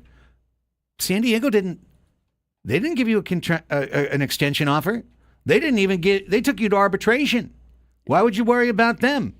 Head on out over here. You'll find greener pastures. Who knows? Maybe LA wants a seventh starter. Maybe they'll pay you $35 million to be a swingman. Who knows? But it's a dangerous game for the Padres to play. And the last thing I want to say, to put a tag on this, because our boss just sent us a text saying, like, can this even work? Because it could take them over the CBT. Mm-hmm. This theoretical discussion I'm having, it is precluded on the very first thing I said, which is you sign him to a 1-year deal this year below the arbitration number. And then you also sign him to an extension that starts in 2025, when you regain a lot of flexibility, when Cease's number comes off the book, when Haas's number comes off the book. You're going to regain flexibility to some extent, and you could reallocate just the right amount of those resources to Michael, where you're keeping him in line without blowing up the budget. But doesn't Manny jump to 40 Manny moves up into not next year, but the year after. Okay. Yeah. So, but against the CBT number, against the CBT, it's irrelevant. It's irrelevant. You're right. So that's more money. That's money they've already committed. If they're going to use Manny's raise as an excuse to cut the team in 2027, then no, I don't think they're going to do that. Yeah, then like you shouldn't have signed the deal. So I was thinking of it more like, are they going to run up against a cap because of that? And that not a cap, but a little bit there. But you're right. It's the CBT is different. Yeah, no, his number's baked year by year. It's exactly the same, no matter how much they pay him in any individual year. All right, a little interesting Michael King talk. There's been so much like gloomy, gloomy, gloomy, gloom, gloom, gloom around the Padres. And yes, we haven't signed anyone today, so it's another day of being shut out. So, 24 innings plus the entire offseason. But I do think there's room for them to still act like a contending team. And this is one of the things they could do. I think it's also, last thing, but we're in the last 2 minutes, it's easier than a Merrill extension. Yeah. Because Jackson is just a wide open world of possibility. He could have a 9-WAR season this year, and now you're talking about a Bryce Harper contract. And you do need the rotation help. I mean, the truth of the matter is like, Jackson, you're gambling on either way, because his stock is just like Michael King. It's going to go up, it's going to go down, who knows? But you know that you have him, for another, how many years? Is it 5? 5 years. Whereas with Michael King, and this rotation, as much as you want to be looking at 2025, which I'm sure that this front office is and baseball ops is, you got one eye also looking at 2026, and you do need the help in the rotation. Here's 30 seconds on Roki Sasaki. Seeing him wear number 11 did hit me in the stomach, because Oh, is that why you signed there? Because you wanted 11? And also the whole thing about, well, the number one thing to me was the stability of the front office. You know what is stable? $335 billion. That's stable. An $8.35 billion contract, TV contract. That's stable. Money equals stability. The Dodgers were the richest franchise. They remain the richest franchise. And I now am more convinced than ever that all of this was all just due diligence on the way to signing the deal they were going to sign the whole time. There's been some really, a lot of stories, a lot of articles about the dinner that he went to with Ohtani and Yamamoto earlier than, back in December and everything. I think this is, I agree. I think this was his number one team. This was his number one spot. And I do think he looked at everything else and he gave it consideration and he gave it thought, but it just didn't beat out his number one team. I'm going to absolutely hate watching him pitch. I know it. He's taller than I realized. Oh my gosh. Tall drink of water, aren't you? 12 o'clock Sports Fix is next.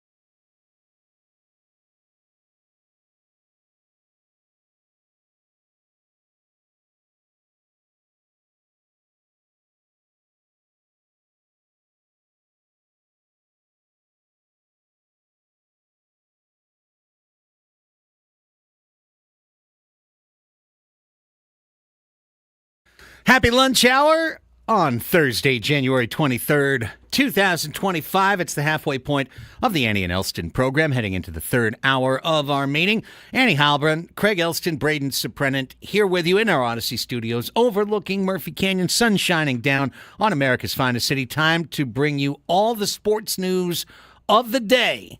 Not quite to the weekend yet, but we've got Farmer's second round leaderboard. We've got plenty more, and we're going to kick it off with Annie's baseball report.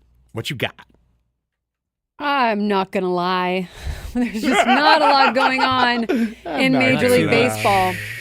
I was just looking up John. I thought it was John Berti, but the pronunciation in Baseball Reference has it John Birdie, even though he spells his name Berti. Yeah. So fast little okay. like middle infielder guy, John Birdie. Well, from Robert Murray, free agent infielder John Birdie and the Chicago Cubs are in agreement on a contract, according to sources familiar with the deal. According to Bill Plunkett from the OC Register, GM Brandon Gomes said Dodgers additions this offseason have not changed the team's interest in re-signing Clayton Kershaw when he is ready. After foot and knee surgeries, Gomes said Kershaw is progressing in his throwing program, but has not yet thrown off a mound. The Yankees have claimed right-hander Alan Winans, off waivers from the Braves, who designated him for assignment earlier in the week, as first reported by Chase Ford of MILB Central, the minor league system. The 29-year-old saw big league time with the Braves in both 2023 and 2024. Hope that was invigorating for everyone listening. Hope you got your money's worth on the baseball beat. There it is. That's it. The baseball's beaten path has been worn down to the very last piece of gravel. Those pieces of news really give you comfort today. It's going to help me sleep more. Yeah, Here's exactly. Braden. Here's Braden. All right, we got not too much in the NFL and college levels.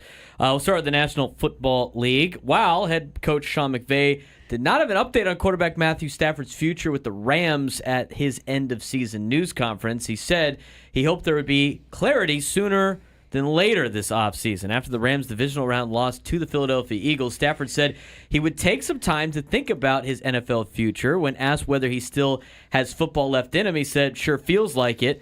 Last offseason, the Rams and Stafford worked through a similar scenario, eventually agreeing to an adjusted contract on the day the team reported to training camp. Quote, "We don't want to have that go on again," McVay said. "I don't think that's good for anybody. I think sooner than later, being able to get the clarity, understanding clear, open, and honest communication. I think there's a lot of love coming from our part. I think there's a lot of appreciation coming from his part as well. I think a lot sooner than later is an ideal scenario." Obviously, that is a major thing for the Rams. Be nice to know who your quarterback is going into next season, especially before the draft comes up. So, Sean McVay's hoping it happens sooner rather than later. Yeah. Well, I mean, I would too if I was the head coach. Yes. Josh Allen, Saquon Barkley, Joe Burrow, Jared Goff, Lamar Jackson, finalists for the Associated Press 2024 NFL Most Valuable Player Award. Barkley, Burrow, and Jackson are finalists for the Offensive Player of the Year, and Burrow is in the running for Comeback Player of the Year. The winners will be announced at the NFL Honors on February 6th. The nationwide panel of 50 media members who regularly cover the league completed voting before the playoffs began. Here are the finalists in alphabetical order. For the 8 AP NFL Awards: Most Valuable Player, Offensive Player of the Year, Defensive Player of the Year, Offensive Rookie of the Year, Defensive Rookie of the Year, Coach of the Year, Assistant Coach of the Year, and the Comeback Player of the Year. February 6th is when you will have all your results for that. If you want to look at who are the finalists, you can check it out on ESPN.com. A lot of other news coming about the college football playoff and potential changes. We talked about some of those yesterday. They're trying to figure out some type of fix to it, I guess. The Big Ten and the SEC will meet this week with nobody else.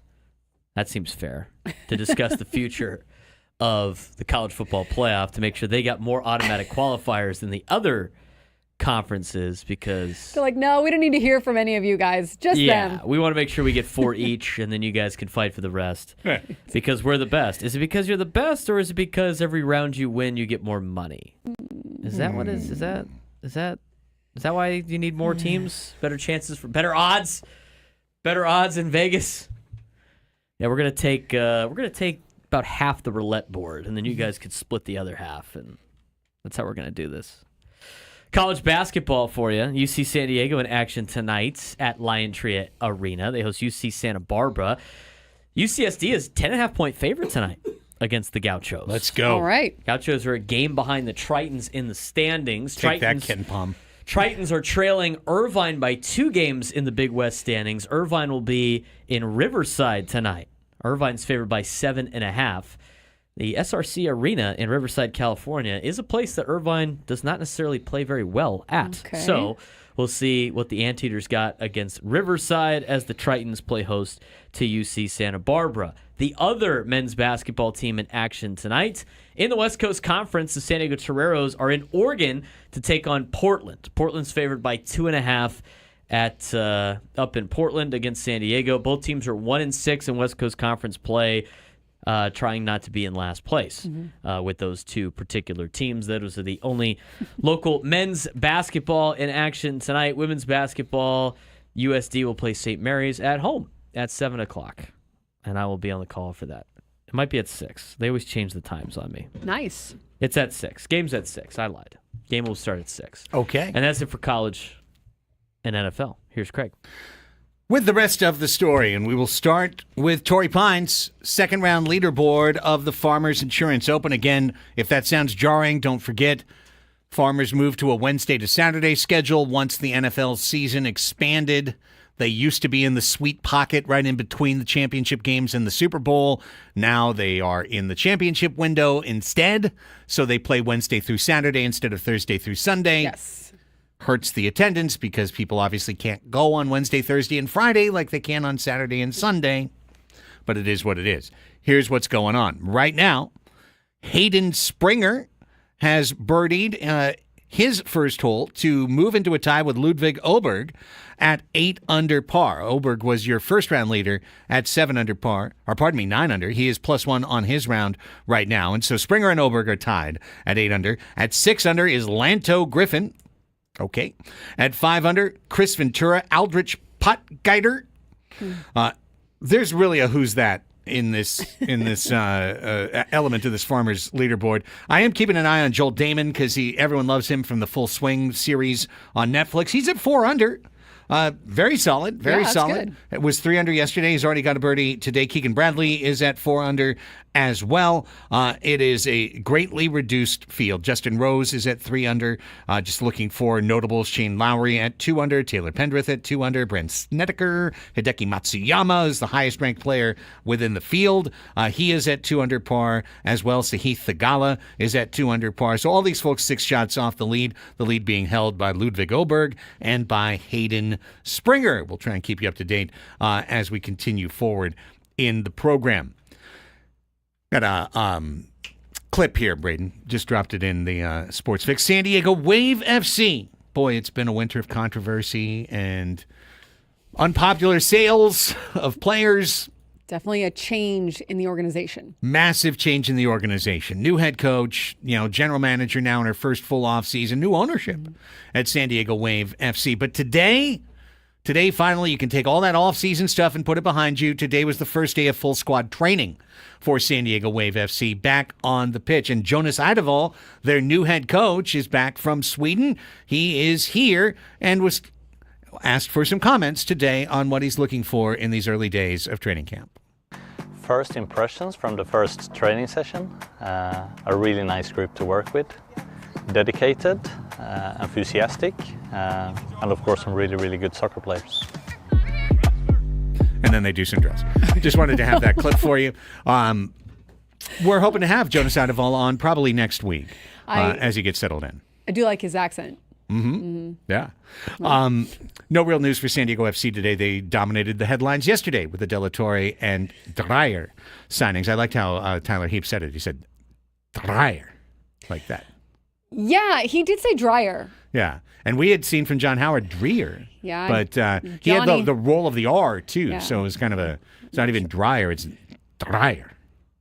Sounds Germanic to me, but anyways. Can work on that. Yeah, we'll skip on past. U.S. men's national team played a friendly last night and defeated Costa Rica 3-0. Pochettino's boys looking pretty good. Brian White, Caden Clark, Patrick Agyemang with the goals. The big news really was in net. Zach Steffen, first start since 2022. He was very solid.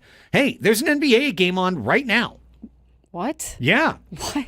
Because the San Antonio Spurs and Indiana Pacers are in Gay Paris. They are in Paris for a 2-game regular season tour. These are games that count, not exhibitions. But, why would the Spurs want to play in Paris? Because Victor Wembanyama's on the team. That's why. Mm-hmm. So right now at the half, it is San Antonio 60, Indiana 57, and Wemby has 15 points right now to lead all scorers in the game. But keep you up to date on that. Maybe check out Underdog for a second half play here as the Spurs and the Pacers are playing literally right now. Well, not right now. They're in the locker room right now. At half. All right. Also coming up a little bit later tonight, the Clippers will host those woeful Wizards while the Lakers host the Celtics. Yikes. Lakers-Celtics. That should always seem at least modestly important to raise your blood pressure a little bit if you followed those rivals over the years. The uniform matchup would be good. Yes. They're wearing their classic looks. Yes, they are. Hey, come on. It's a very attractive looking. It needs to be, they need to wear their classics instead of all the other stuff that they wear. Where is that game at? It's at crypto.com/net/box arena. Whatever it's called now. I'll be checking that out later tonight if I remember after picking up the kid from swim. I forgot last night on the Aztecs. Meanwhile, I thought you were going to say you forgot to pick your kid up. No, I remembered to pick him up. I just forgot about the Aztecs. Sorry, James. Game. Aztecs are on. Yeah, swimming is That'd really be way good worse. Physical activity. Worse. Yeah. Last night in the ICNHL, the LA Kings skated past Florida 2-1. Sorry, Panthers, you don't get to go through SoCal and win both games. Beat the Ducks, but lost to the Kings. Our beloved Winnipeg Jets took down Colorado in overtime 3-2. Now on to this evening where there's 11 games. The Ducks will host the Pittsburgh Penguins. Braden loves tonight. the Ducks. Quack. Braden's Ducks. And that's yes, it. My Ducks. For the Sports Fix. For Thursday, January 23rd. We do it every day, the 12 o'clock Sports Fix right here on the Annie and Elsten Show. Anaheim Ducks, yes. Oregon Ducks, no. No. No to the Oregon Ducks. Oh, one other note from the NBA. The Heat suspended Jimmy Butler again. Remember when he put on his Suns shoes? He didn't take off those Suns shoes because he missed the flight for Miami from their next game. No. Yeah, he missed the flight. So they suspended him 2 more games. The trade deadline is February 6th. The NBA is such a players' league. Like, I think that Major League Baseball is a players' league, and way more than like football. Worse. NBA is the ultimate players' league. Missing a flight, wearing other apparel to practice. Like, it is a players' league, man. Well, Jimmy's probably going to get his wish. He's probably going to get traded. He is the expert at getting traded. I'll tell you that. He is the expert at wearing out his welcome. We're not going to wear out our welcome on the clock. We're going to take a quick time out. And when we come back, Dan Hurley. That's pretty much all I have to say. Again? Dan Hurley. Oh, yeah. Did you finally find the video clip? Or I've got that, but I've also got him saying that really it's the camera's fault. It's really the camera's fault. Why? Yeah, I said that yesterday on the Sports Fix. I was like, he was blaming it's not my fault. I'm on TV all the time. Yeah, well, we'll play that now. We're going to hear it, and then I'm going to go off. Here we go. Annie and Elsten on the Fan.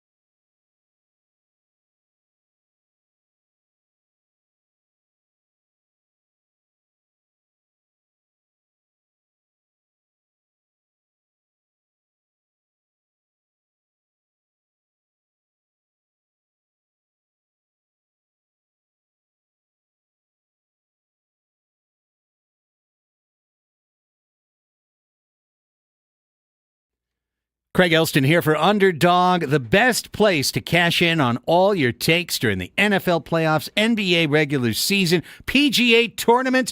You can go anywhere. Over 5 million happy players, over $2 billion in winnings, and Underdog now available to play right here in the Golden State of California. What are we doing? We're talking about daily fantasy sports and Pick'em, where you can win anywhere from 3 to up to 1,000 times your money just by choosing higher and lower on players' stats. You build an entry of somewhere between 2 to 8 players, have to be from at least 2 different teams or sports or leagues or franchises.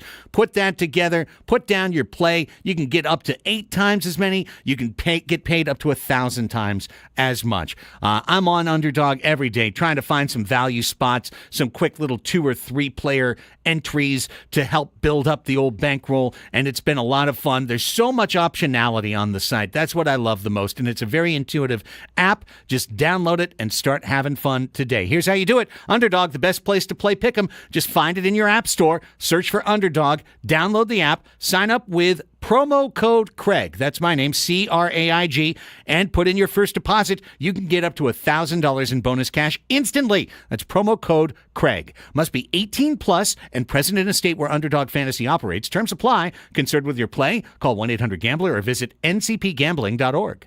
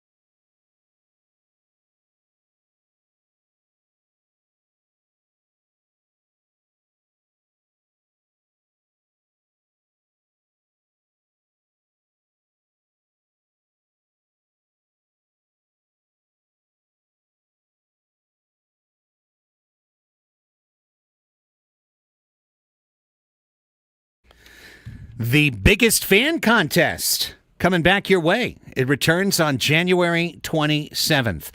That's Monday. Our grand prize is a night in the Odyssey Suite with 20 tickets for you and your friends at a future Padres game. Here's how it works. All you have to do is go to 973thefansd.com/biggestfan. Register your name there, and then listen. We'll be announcing new names each day. 9 a.m. on Ben and Woods, 1 o'clock here on Annie and Elsten, 5:30 on Gwen and Chris. That'll be your chance to qualify. So sign up today, 973thefansd.com/biggestfan. All right, back with you at 12:21. Couple things to get to in this segment. Would you like question A or question B? I'm not playing the match game. So What? Yeah, me neither. that was yesterday. All right, so we'll just go with A. I'm going then. to throw out the mojo here. No, the mojo we had on earlier. That's right. That was also, at 10:35. Also true. Okay, so we'll just go with question A. No lies detected. Dan Hurley is a real piece of work. You know, the best coach in college basketball. he's dare we say a polarizing figure. Do you want clip A? I do. Okay. Because he brings it entirely on himself. Yeah. He loses his mind on the sideline on a game-by-game basis, on a half-by-half basis, on a timeout-to-timeout basis.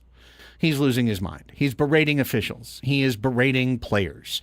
He is running and falling and crouching and leaping and pounding the scorer's table, everything in between. He brings his wife with him on road trips specifically to iron his shirts, Wash his underwear. wash his underwear. Like, The trips aren't even that long. what's up with that?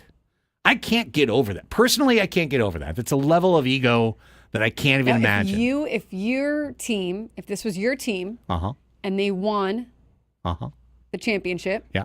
would you put up with this? I don't know. I don't know. He's on the edge of like. I don't love the behavior, but I wonder if his flex is, well, I'm a winner.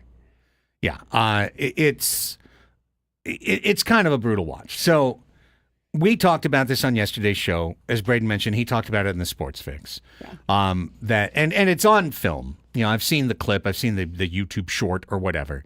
You know, Dan Hurley, pardon me, berating an official. The official's heard enough. The official turns, walks back towards center court, and Hurley says, "Don't you walk away from me. I'm the best coach in the whole bleeping sport." Yuck. Okay, so yesterday at his press conference, Dan Hurley was asked directly about it, and we're going to play his whole clip to hear exactly what he had to say. I think TV got you saying something like, "Don't turn your back on me, I'm the best coach in..." Did I say that? No. Yeah. I mean, I know we I'm going to sound like an asshole here. So the TV likes me, camera. I bet you I'm going to have the GAs. I'll release it to the media too. What was the game on today? It was on FS1. I just wish they'd put the camera on the other coach more. You know, obviously I had a moment with Coach Dad Mata today because he was so far out of the box that I figure I would just go over and have a powwow with him and Pat. You know, but like I just wish they would show these other coaches losing their minds at the officials in other Big East games that I'm coaching, where I look going into a timeout when I'm not talking to officials. I see the other coaches as demonstrative as I am. But the camera obviously. I've created this for myself. I'm not no victim, but I just wish that they would not have the camera on me 90% of the time, unless they feel like it's driving ratings, and more assholes on Twitter that could put clips of me from a game and say, "Yeah, look how big of a monster he is. He's yelling at a ref again." What a monster. Yeah. Man, you are worried about the wrong things. That looked like a Saturday Night Live skit. Didn't it? Very much so. Including him laughing at himself, and no one else thinks it's funny. He was at like all. It was like a evil villain in a movie. Yes. Like just like Yeah. like he's enjoying himself. Like Yes. he's like I actually like this. Because he wants the camera to be on him. Of course he doesn't he want the does. camera to be He's on very- him, and he Of course he doesn't does. want it on him. Very course he vain So person. you can have both ways. But the best. Who cares? Yeah, the best coach in basketball, just ask him. The best coach is also patently a child, an absolute child. Now, I appreciate like the 8 true words he said in there, which he said, I did it to myself. I'm not a victim.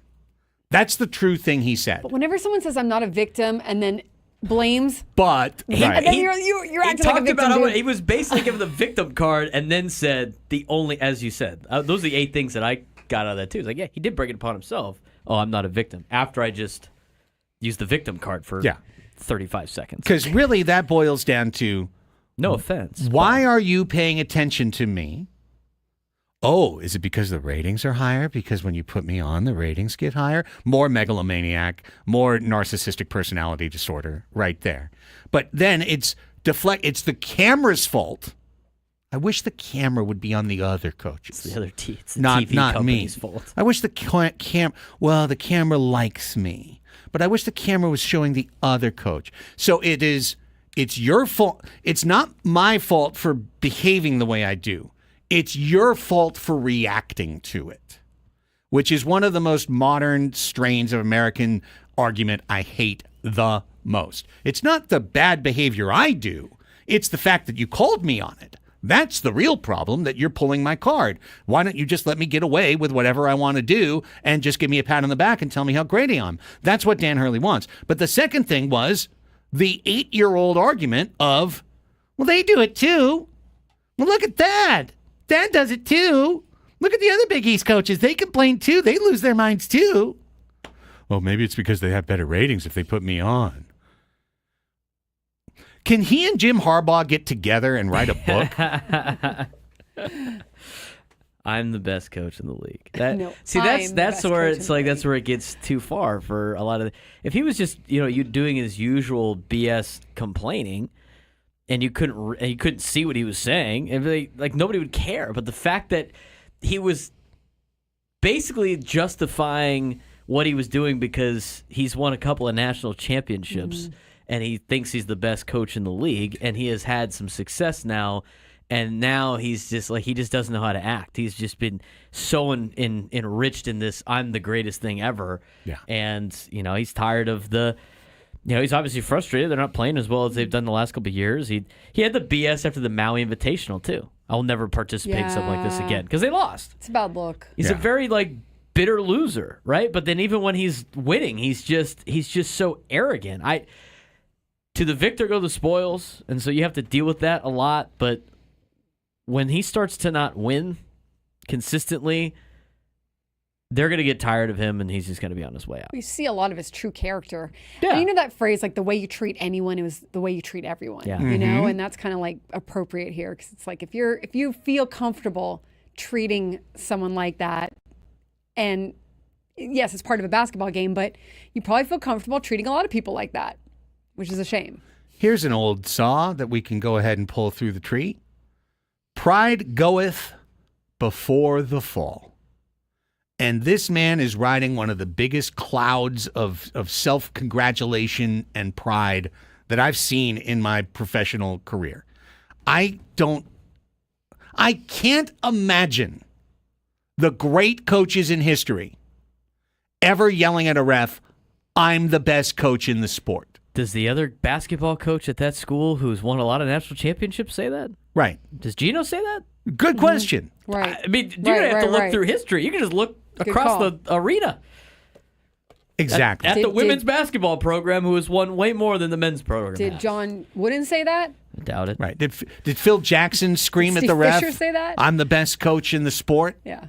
No, because he knew he was the best coach in the sport. He had the maturity and the serenity to understand it. He doesn't need to scream it at some guy whose job it is to blow a whistle. And this is not us being on Dan Hurley for yelling at the officials. Everybody does that. Right. It's just some of the things he was saying. The kind of backdoor compliment of myself as I yell at a ref is ridiculous. Yeah. The arrogance. Oh, maybe it's because the ratings are higher if you show. It's all about TV is bad. TV, the thing that is paying your salary, the thing that is generating all the money that is flowing into your family's coffers.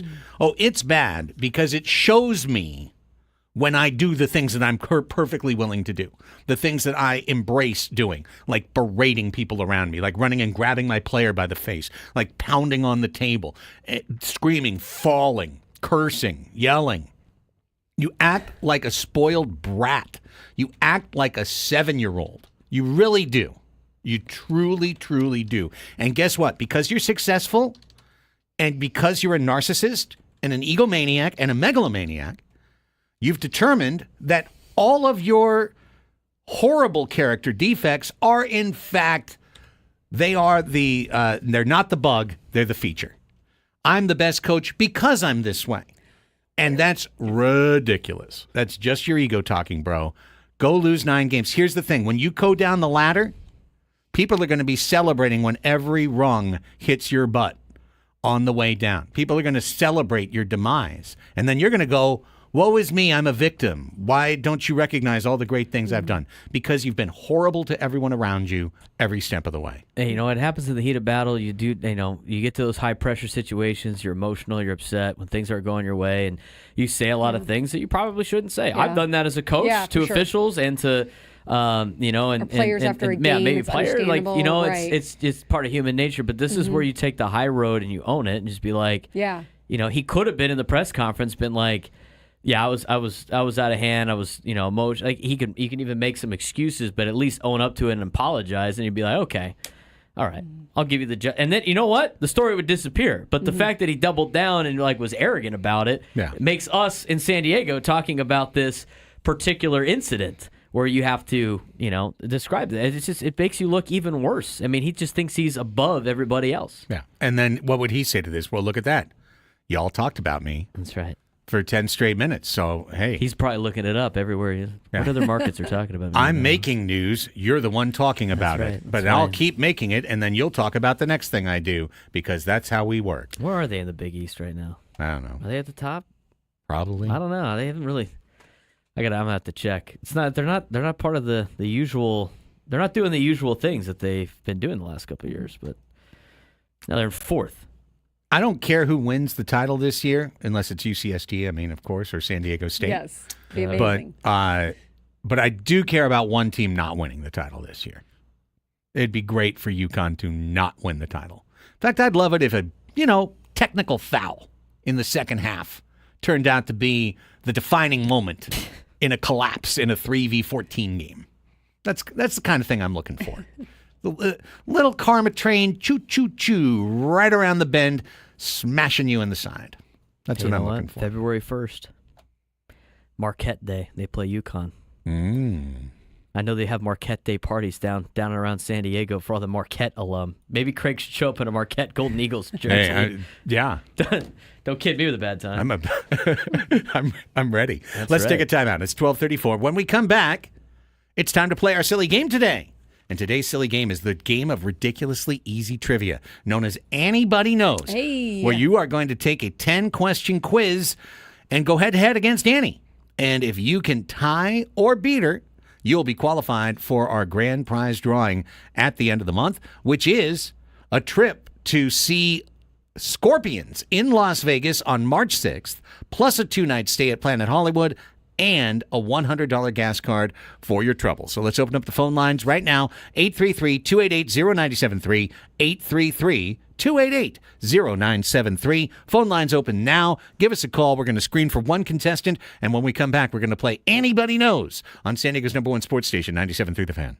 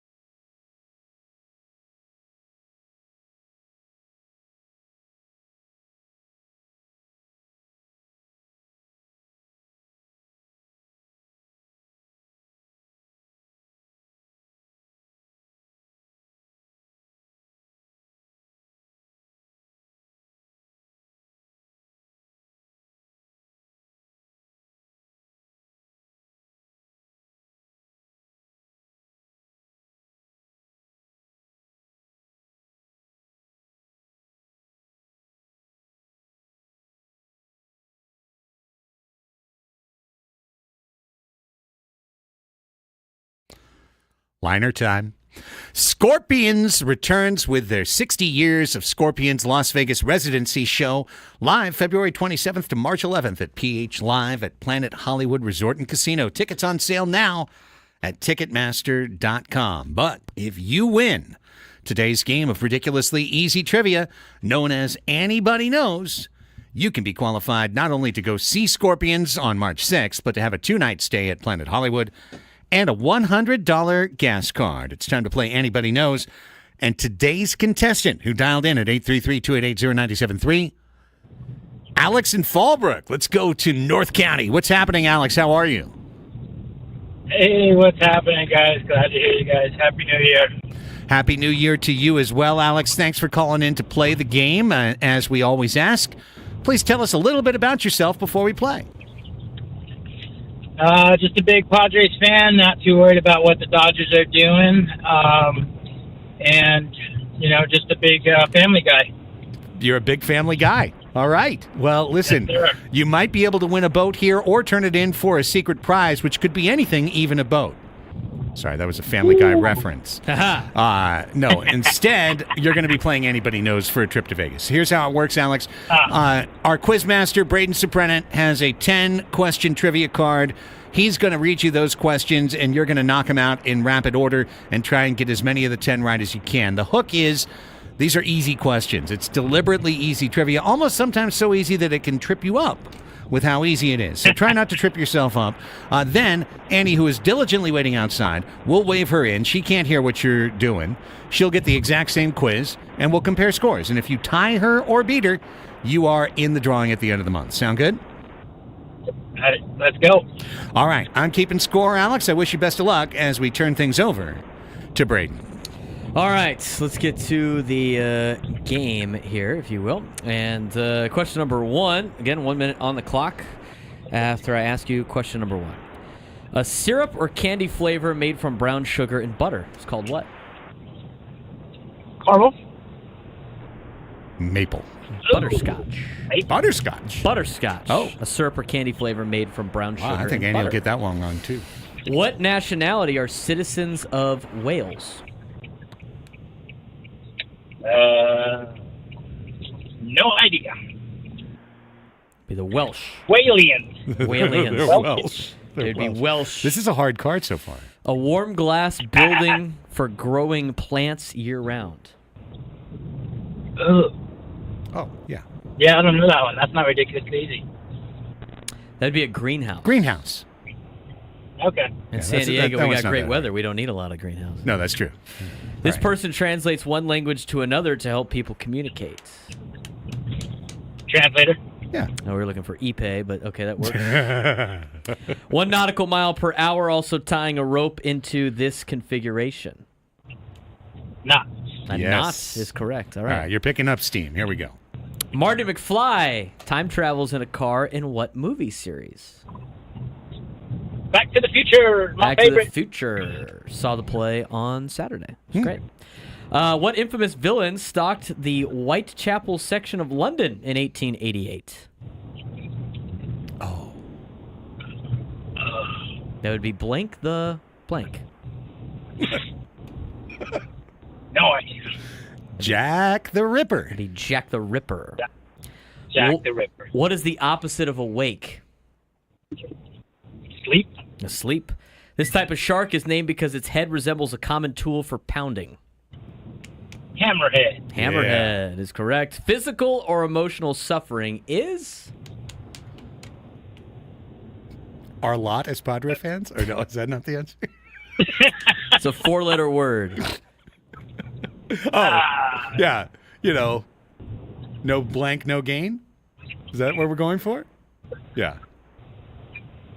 No blank, no gain. Huh? I don't know. Pain. Blanket. Pain. Like the No pain pain, you no just gain. felt from hearing that.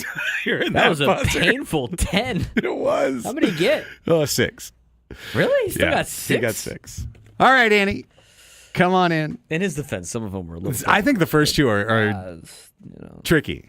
a little difficult. I think the first two are tricky. All right, Annie. Your opponent today is Alex. Alex, Yes. Alex All in right, Fallbrook. Alex. Fallbrook? Yeah. Okay. He has concluded his quiz. I have recorded the score. It is your turn. Good luck. Okay. Ready. A syrup or candy flavor made from brown sugar and butter. A syrup or candy flavor. Well, brown sugar butter, like brown. Yeah, what is brown sugar and butter? It becomes a thing. It becomes what? It becomes brown sugar cookies. It becomes butterscotch. Yeah, that's a tough one. Butterscotch. I think it's Wow. impossible. to Is answer. brown sugar and butter. Here's another hard one. Go ahead. What nationality are citizens of Wales? What? What nationality are citizens of Wales? People from Wales are called I what? thought you meant whales in the ocean. No. Wait, No. Wales. What nationality? Yeah, The Prince of WALES. Oh, yeah. the Prince of. Which Of would be- Wales. Wales. He'd be what? He's He's a Walesian. He's No. Welsh. He's Oh, Welsh. Welsh. Well, oh, hey, that's Welsh Friar. Yeah. Exactly. Yes. Sorry that I messed that up. All right. Welsh Friar. Here we go. Question 3. Pick Well, up you're on, steam. you're on the same pace that he is. You are. Good, You good. are right now Alex pacing and I even. are of the same tree. A warm glass building for growing plants year-round. A greenhouse. Correct. That's where you've passed. You know you can buy a greenhouse on Temu. Oh, I forgot he got that one wrong. Okay, yeah. I Sure you can. Buy everything there. you should be able to, but This person translates one language to another to help people communicate. Ipe. Translator. Correct. That's the answer I was looking for in the last one. You should get 2 points for that. I should gain a point. 1 nautical mile per hour, also tying a rope into this configuration. It is a what? Don't be naughty. Knots. It's a knot. That is correct. All right. Marty McFly time travels in a car in what movie series? Back to the Future. That is correct. What infamous villain stalked the Whitechapel section of London in 1888? His name's blank the blank. The Headless Horseman? That would be the blank blank instead of blank the blank, which would be Jack the, The Ripper. Jack the Jack Ripper. the Ripper. Oh, man. What is the opposite of awake? Asleep. Good. This type of shark is named because its head resembles a common tool for pounding. Whoa. Pause. I knew you were gonna. I just knew that was coming. You were so ready with that. I was. I knew you that were was so, exactly. You had your hand on the button. I just knew that was going to be a thing. I was ready for Did Alex do no, that? of course not. Oh, Alex. Why would he? Disappointed, Alex. Okay, can you repeat the question, please? So distracted.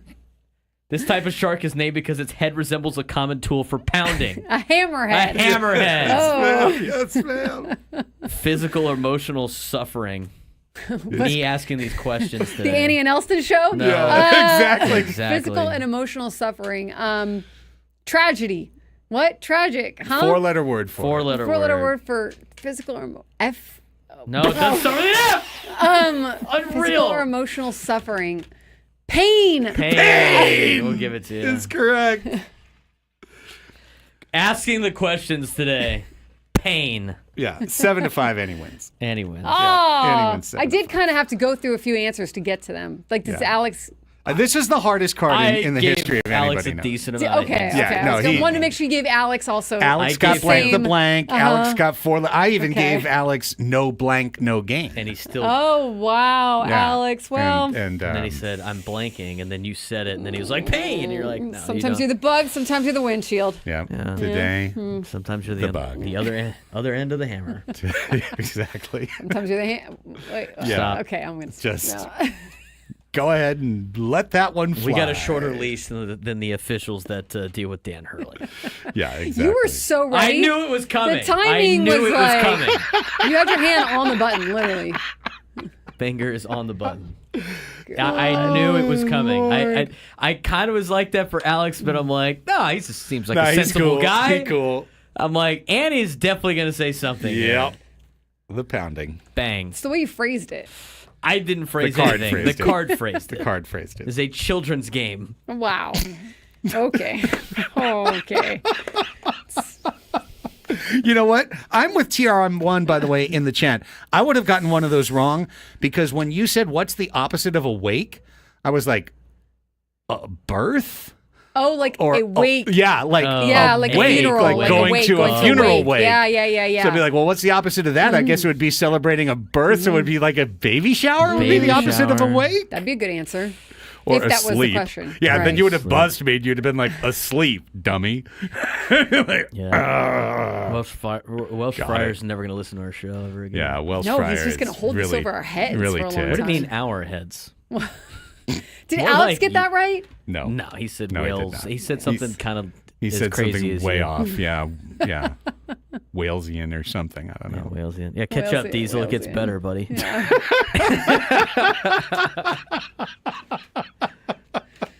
This might be turning into my favorite game. It's just Yeah, I love this game. Mr. Cow. I would have a good screwed up. one. I would have said British. I thought you were all citizens of the United Kingdom, if, whether you lived I in think, Wales I think or the that U- question you know. is phrased wrong. It's like, what would you? Because it's the nationality's different, or how we view like the term when I watch those nationality. Netflix Christmas movies where the princess marries the prince, and Yeah. they're always in places like Wales. Yes. But I just haven't. Yeah, person know. from Wales is Welsh. Yeah, shout out to Walesian Fryer. Wales. Yeah, He they're calls sending- himself they're sending the Walesian clip. now. Walesian. He's Walesian. Oh my lord. Not a good look for This us. is where we are. This is where we are. I'm going to blame the lack of moves in MLB because it's like you get antsy. I get Yeah. antsy, and I also saw while I was sitting out there that we were just talking about one in the break, which I'm sure we'll get to, but also the Blue Jays. Is it the Blue Jays? Someone's in on Pete Alonso. Oh, I've Blue heard they've been Jays in on were- Pete Alonso. I think they're Yeah. close. They're close. Santander getting 60-something million deferred. Yeah, that was the one that we were talking about in our Wild. break. I mean, Wild. that is a lot of money deferred that the Blue Jays are doing with Santander. So I know I need to give up this ghost. I know I need to give up this ghost. I know I need to give it up. But when I hear something like that Santander didn't even get $30 million guaranteed today, that 60 million of it is in the wonder future, about the rest of the outfielders. it makes me think that Yeah. we could come to terms with Profar on something. Yes, $61.75 million deferred for his deal with the Blue Jays. Remember, he got $92.5 million for 5 years per Ken Rosenthal. So Santander, that the value of that goes down. The present day value is $68.6 million. Now, obviously, he gets that money, but the Yeah. present day value is that. So. Helps out the Jays, gives them room to sign the next It guy. does, and I saw. Well, I Sarah said something about their luxury tax, and it gets them under something or other, and I don't know. But they're a team that's willing to spend and has Yeah. spent and wants to spend. I mean, heck, they wanted to give Soto the bag. Sarah says if this is the AAV for luxury tax purposes, doing this keeps Toronto under the second apron. It's like a 3-year, $69 million contract spread over 5 years, which makes it more sense. So I don't know. Maybe that's why, but who knows? Either way. To go back to the Walesian thing. Mm-hmm. That's somebody from Texas, a Texasian. Texasian. That's what it sounds like. That's got to be what that sounds like to somebody from Wales. Yeah. I'm saying it. And okay, I mean, I get it, KG. Obviously, someone who's Welsh doesn't want to be called British. But I don't think it's like calling a Texan a Californian. Those states are quite far apart. You can drive from England into Wales They're still part in of like an hour. Still part of the United States. Yeah, I mean, it's a little harder to get from California to Texas. They're literally right next to each other. But anyways, I'm confused, but that's fine. Well, part of the United Kingdom, right? Yeah, They'd that's be right. Brits. So That's that'd be where I like would've somebody gotten it being wrong. upset being called an American from a state. Yeah, well, I'm not an American. I'm a Texan. Well, I guess they actually do say Well, that the in Texans Texas. do say that. They do say that in Texas. I love the so. great state of Texas for a lot of different reasons, but the thing that does get annoying is the arrogance that Texas has. Don't call them a southern state either. Like, no. We're Texas. We're not southern. Right. It's the only place where the Texas flag flies higher than the American flag. Diesel says opposite of a joke. awake, calm water. That is also true. True. So true. So true. Wake. Wake. Awake. Awake. Stay awake, folks. Through this break, we're coming back with hour number 4 of Annie and Elsten. Included therein, a reset of our top topics of the show, selling snow in a jar, and Ichiro would like to have a word with that one guy. Up next.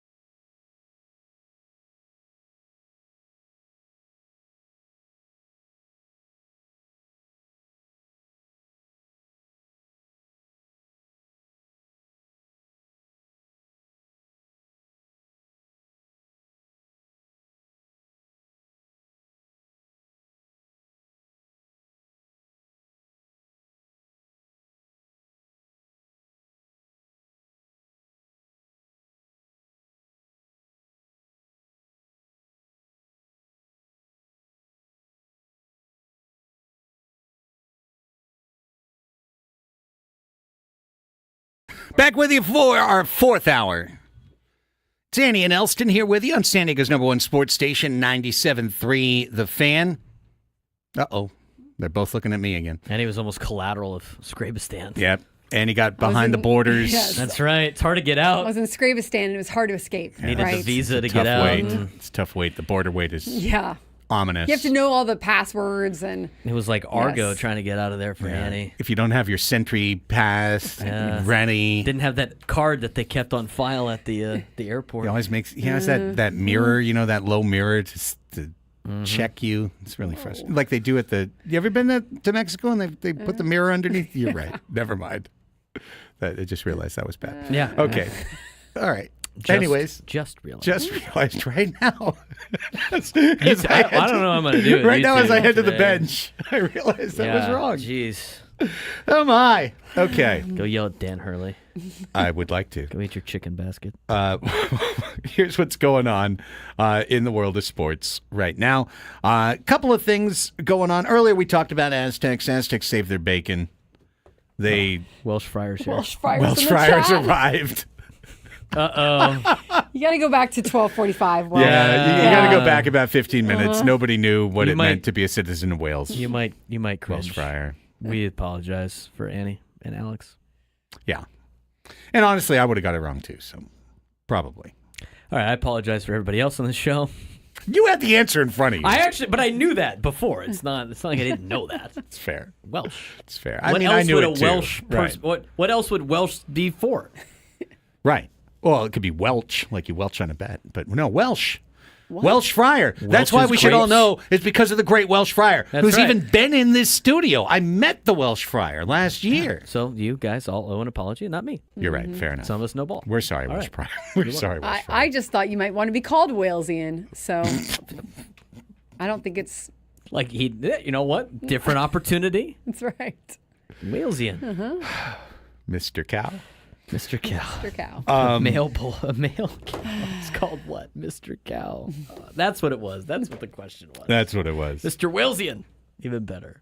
So we put the Aztecs in the rearview mirror. I think, first of all, we decided in the 10 a.m. hour we're going to now have a recurring segment whenever we talk about the Aztecs that's called Reading Ben's Tweets. Yes. Oh, we missed one that I didn't get. Yeah, on. because Higgins he is his saltiest form He is. when It's the great. Aztecs play. I hope he doesn't hold back now because he knows we're doing this. I don't think he can. think he Okay. can. Okay.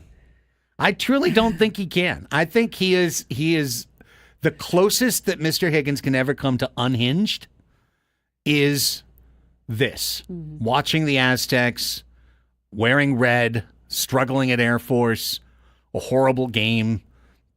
77 free throws, is that what it was? 70 something. I don't know. Well, here's the other tweet that we didn't get to. This is before they went to overtime. Overtime? Question. I have to put the punctuation because it makes it even funnier. Overtime? Question mark. There won't be any players left! Exclamation point. The baffling thing about this game is that the refs have called 50 fouls, quotations, 28 on San Diego State, and it hasn't even been a physical matchup. Period. Weird. Period. That's beautiful. It's just great. It's art. It's art. Where's the other one we had? Oh, this is the last one that he had. His last tweet he put out. He hasn't put anything else out since this one. Maybe he needs to cool off a little bit. Maybe. 24-hour cool-off period for Ben watching Aztec basketball. You know, in his defense, he almost got hit by a car covering Aztec basketball. That's true. That's true. So formation of a memory is that where in it his mind. flipped? Yeah. Is that where it flipped for Ben? Yep. Now he's just like, I can't believe it. That's where he turned into irrational Aztec fan. He's That's like, right. this team, I keep thinking about them. They keep running me over. That's right. Here's the last tweet he had. One impressive stat for the Aztecs in that garbage game. Only 6 turnovers in 45 minutes at altitude, period. That's remarkable, period. There you go.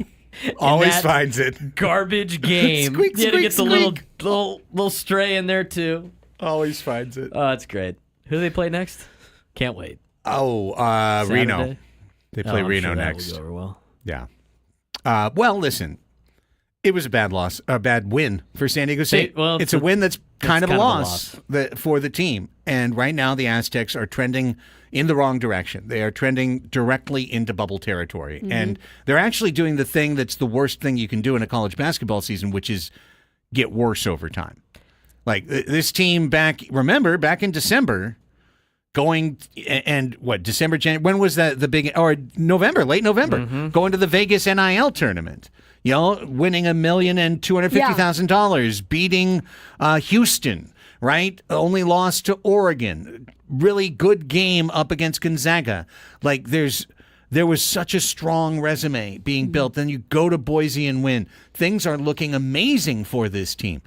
It's how quick it can turn when you're not playing in the SEC or the Big 12 or the Big 10. It can turn just this quick. You take a loss to New Mexico, you take a you go to New Mexico, you get your head knocked in. Okay, that happens all the time, but then you come home and you lose to UNLV. Then you go to Air Force, and a game you were favored to win by 14, you win by 1. So according to the computer, beep bop, you lost.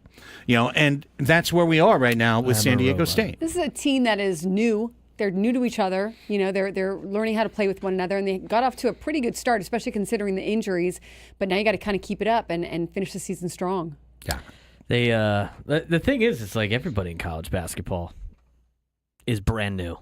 It seems like. I mean, there's not a lot of recurring teams. I mean, even like the really good ones are never played. I don't know how many broadcasts I watch where they go, this team never played with each other last year. This team, I'm just, if everybody's doing it now, it's like, all right, well, some teams are starting to win with this. So,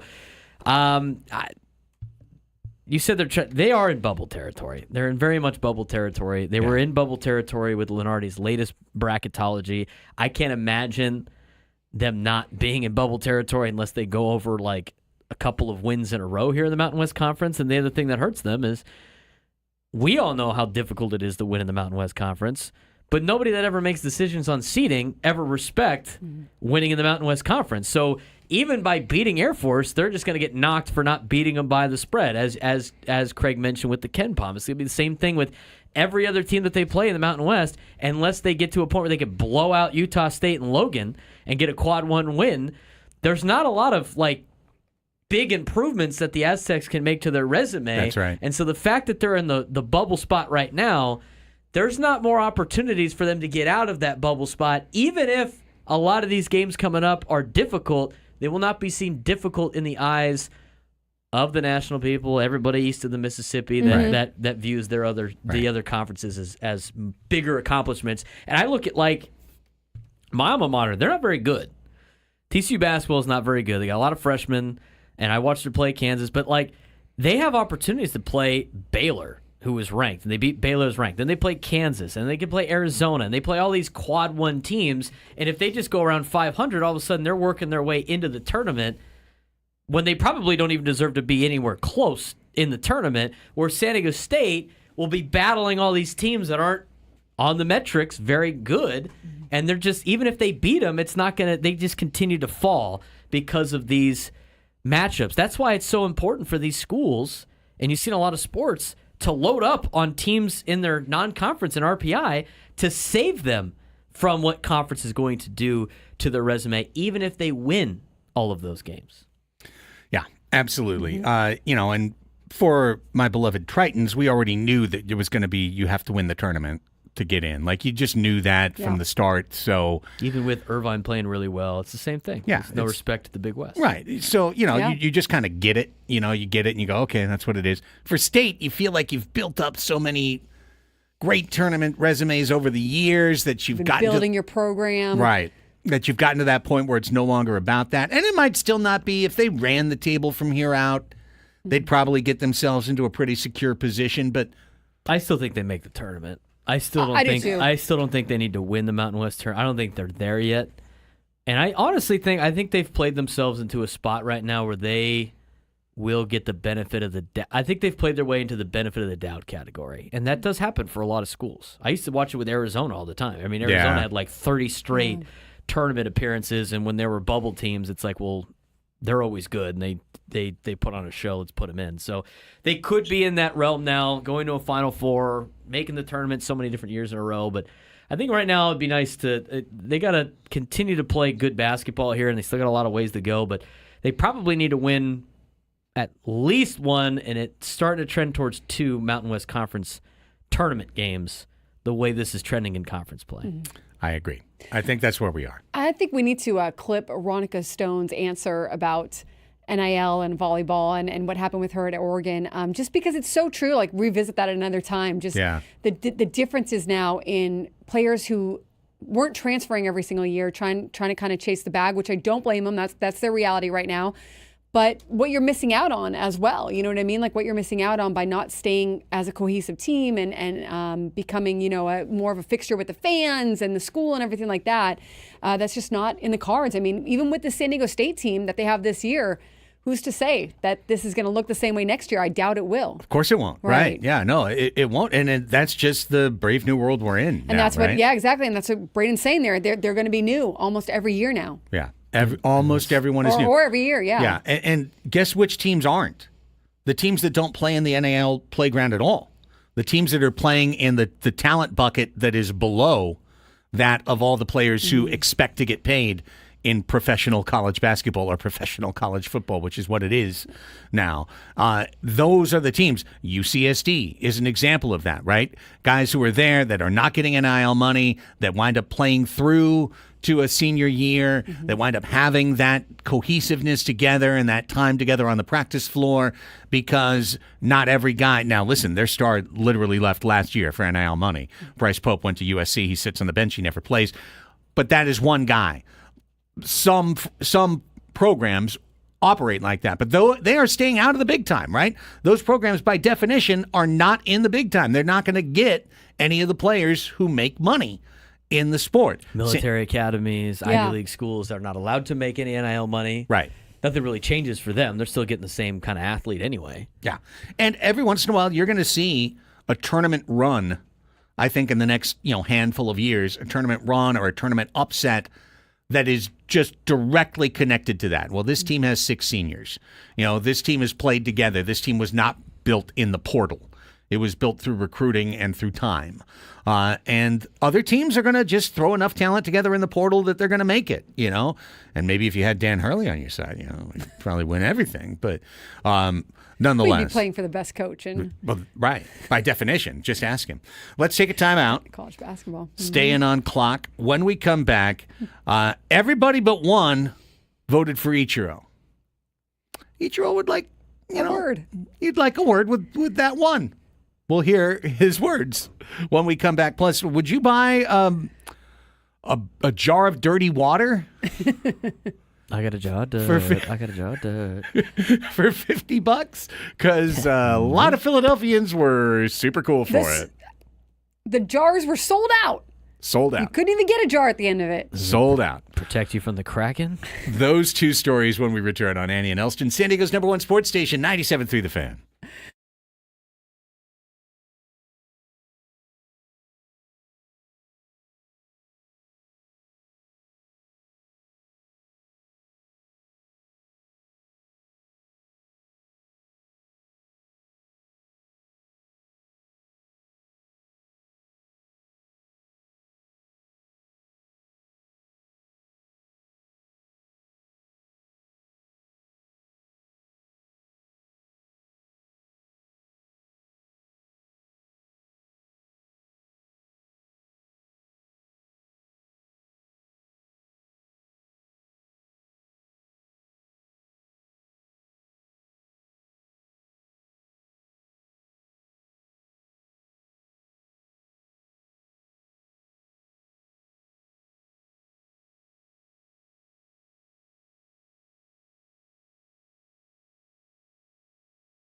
California sports fans, great news for you. Underdog, available to play right here in the Golden State, the best place to cash in on all your takes during NFL playoffs, NBA regular season, PGA tournament action. You name the sport, they've got the play for you. We're talking about Pick'em. You can select from 2 to up to 8 players, and you're basically making a call on their stats, higher or lower, points, rebounds, three-pointers, turnovers, yards, rushing yards, passing yards, interception yes, interception no. These types of decisions. You add it all up, and with Underdog's double flex option, you could even take 2 losses within your entry and still turn it into a W. I'm using Underdog on a daily basis. Heck, I just checked it out at halftime of the Pacers-Spurs game that's being played in Paris. took a look at a couple of guys, said, I think they're going to beat what they've got at the half. Put that play in. We'll see if it cashes in a little while. It's a lot of fun. It's very intuitive. It's always right there waiting for you. Really easy to download money when you win. Really easy to deposit money if you need to. It's the best place to play Pick'em, Underdog. All you got to do is download the app, sign up with promo code Craig. That's CRAIG, my name, and deposit now. You can get up to a $1,000 bonus cash payment. That's promo code Craig. Must be 18 plus and present in a state where Underdog Fantasy operates. Terms apply. Concerned with your play? Call 1-800-GAMBLER or visit ncpgambling.org.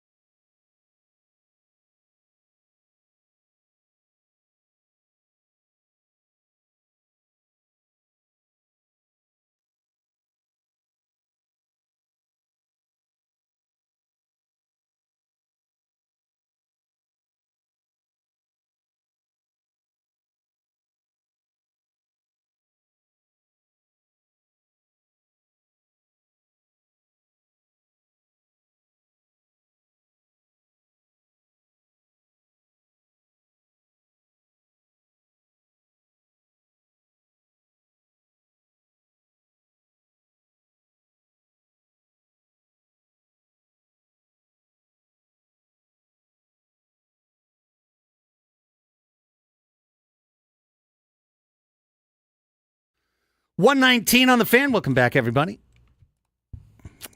Just did the Underdog ad and then looked it up. And I lost by 1/2 point. What betting? Half of a lousy point. Twice. Victor over 30.5. He got 30. Siakam over 18.5. He got 18. On the spot. Bad for me. Play at your own risk. I'm still laughing my ass off at TCU's social media. Yeah, you're fired up. Oh, it's so hilarious. I can't believe they kept it going. I showed Annie. Oh, I showed both these guys. You showed both of me. The psychedelic videos that they put out after wins, but they made one for the game change. Yeah, that's silly. So TCU's playing North Carolina opening weekend on a Monday night for Monday Night Football since it's the first week in the NFL. The NFL's not on yet. So they usually pick one game on Monday. Yeah. So it's the Belichick versus the Frogs game, and then they made some insane video with Bill Belichick all over the place. I'm still announcing the game, getting getting moved. If you want to see it, it's on my Instagram story. It's wild. At @B_SURP. I am still confused that Bill Belichick's in college. I know. It doesn't seem right. Yeah. They said he didn't sign his deal yet, but then they released his contract yesterday, which means, and then they said, well, it's signed now. That's why it's released. Oh, okay. So he's getting $1 million a year in base salary, and then it gets up to I think they can get up to $10 million a year. Jeez. With a bunch of stuff. If they win games and such? I guess I didn't read the contract, but I just know the base salary is $1 million, and then it escalates. But I think he could get up to 9 or 10 per year on his contract. With that, let's switch to a couple of grab bag topics here. Yesterday and the day before, we chatted through the Hall of Fame decisions. And, of course, Billy Wagner got in, CC Sabathia got in, and then Ichiro got in with 99.7% of the vote. In fact, every voter but one put Ichiro into the Hall of Fame. One voter didn't. That voter has a secret ballot and, furthermore, has not stepped into the light and out of the shadows. I think based on the reaction, probably you understand why. Yes. He did not step out of the shadows and into the light and said, me. Unless it was a Dan Hurley type of journalist, in which case they would say, please give me all the smoke. Well, it would be a great story if that person did come out and then someone else wrote the story of the two of them having a conversation or getting together, yes. Ichiro and the voter.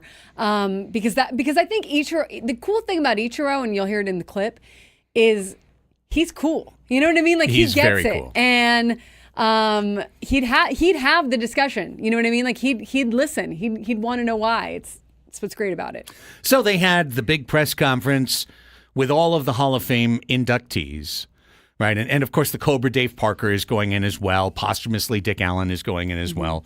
But the three, directly selected, Sabathia, Wagner, and Ichiro. And here is Ichiro via his interpreter. Even though in a story I'll tell you momentarily, he speaks perfect English. Great English. Perfect. And he was answering questions in English yesterday. Yeah, but perfect English. But nonetheless, here's his interpreter on, this one hanging Chad out there. Maybe his name's Chad. This one missing vote. Here's what he had to say. Why does the guy kind of look like Jeff Passan? He totally does look like does. Jeff Passan. I thought I was thinking the same thing. Jeff Passan's his translator? Yeah. I was able to receive many votes from the writers and grateful for them. Does he have laryngitis? There's one writer that I wasn't able to get a vote from. I would like to invite him over to my house, and we'll have a drink together, and we'll have a good chat. Very, very grateful to be here, and thank you. The cool thing That's is hilarious. he would do it. He would chat with them. You know what I mean? Have a drink and a chat. Yeah, and it'd be a great story. So maybe we'll get lucky enough to get that story at some point. That would be beautiful. Hilarious. That would be beautiful. Ichiro is such a legend. He Does he is. have laryngitis? And I saw him. I'm going to try and find Sounded the. like he was nursing a sore throat or something. Yeah, it's kind of tough for the translator to have a scratchy raspy voice throat, right there. It seems rough. Okay. Flu's going around. This came out yesterday. Do you guys remember Mike Sweeney, first baseman for the Royals? Yes. Say yes. Somebody say yes. Thank He's you. still here. He he does a lot of stuff at Cathedral. Oh, there you Hey, go. that's cool. Man of faith, good, really good guy. He runs a travel ball team, I think, that runs out of there, and he's a super nice guy. He came and talked to my class a couple times at Cathedral. That's great. That's awesome. So he's a resident. San Diego Here's guy. Mike Sweeney's Ichiro story. Quoting directly from this. This is Mike Sweeney talking. He says, he leads off the game with a line drive to left center field for a base hit, and he gets over to first base. And all I could think about was when I was in Japan playing against the Japanese All-Stars.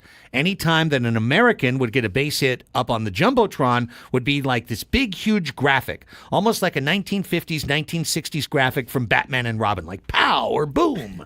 And it would say, nice batting. Right? So instead of saying pow, it would say nice batting in a big old explosive thing. And so over the loudspeaker, you'd hear the PA announcer say, nice batting. And you'd see these big graphics up on the Jumbotron. So being a kid from Southern California that doesn't speak any Japanese, I don't know what to say to Ichiro. I don't even know if he knows English. He had just gotten here in spring training. So I look over at him and I pat him on the back and I say, Ichiro, nice batting. And I don't know what kind of response I'm going to get. And he looks at me, never met him before, and he goes, Mike Sweeney, nice ass.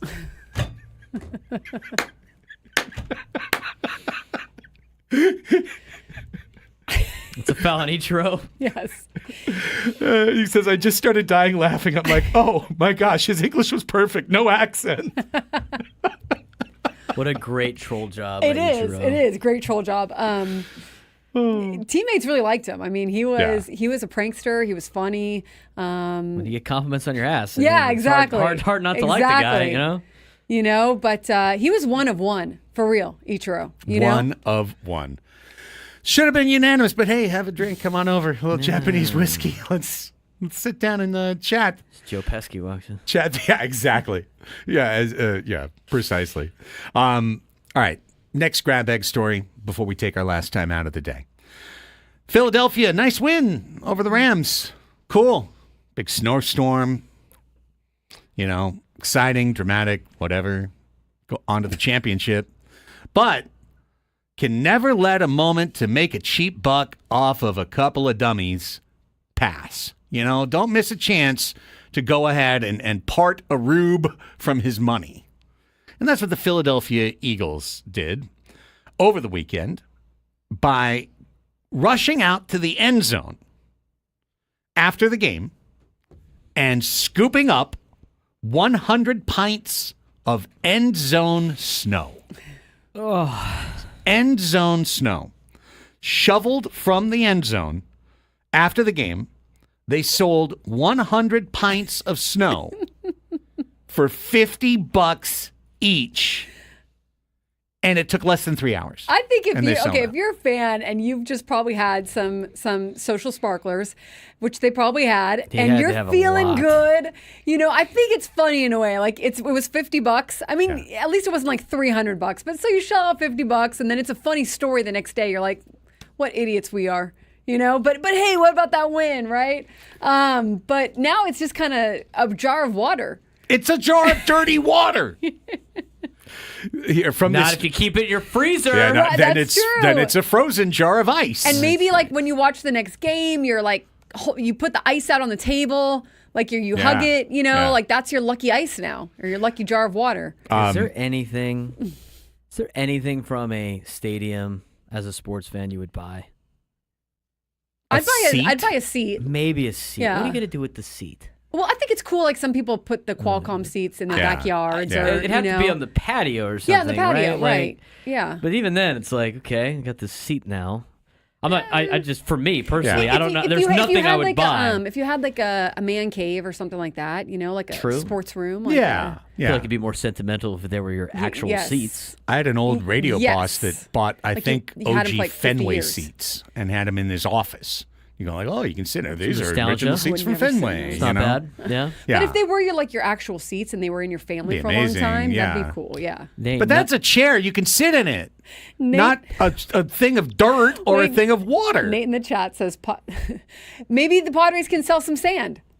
Yeah, there you go. From the beach. Is the beach still there? Yeah, it's up top. It's above. Yeah, you the could beach. sell some It's very, very small. If they won, if they were like headed to the World Series, I think people would buy some sand from the beach. I'm not buying anything from the infield dirt. No.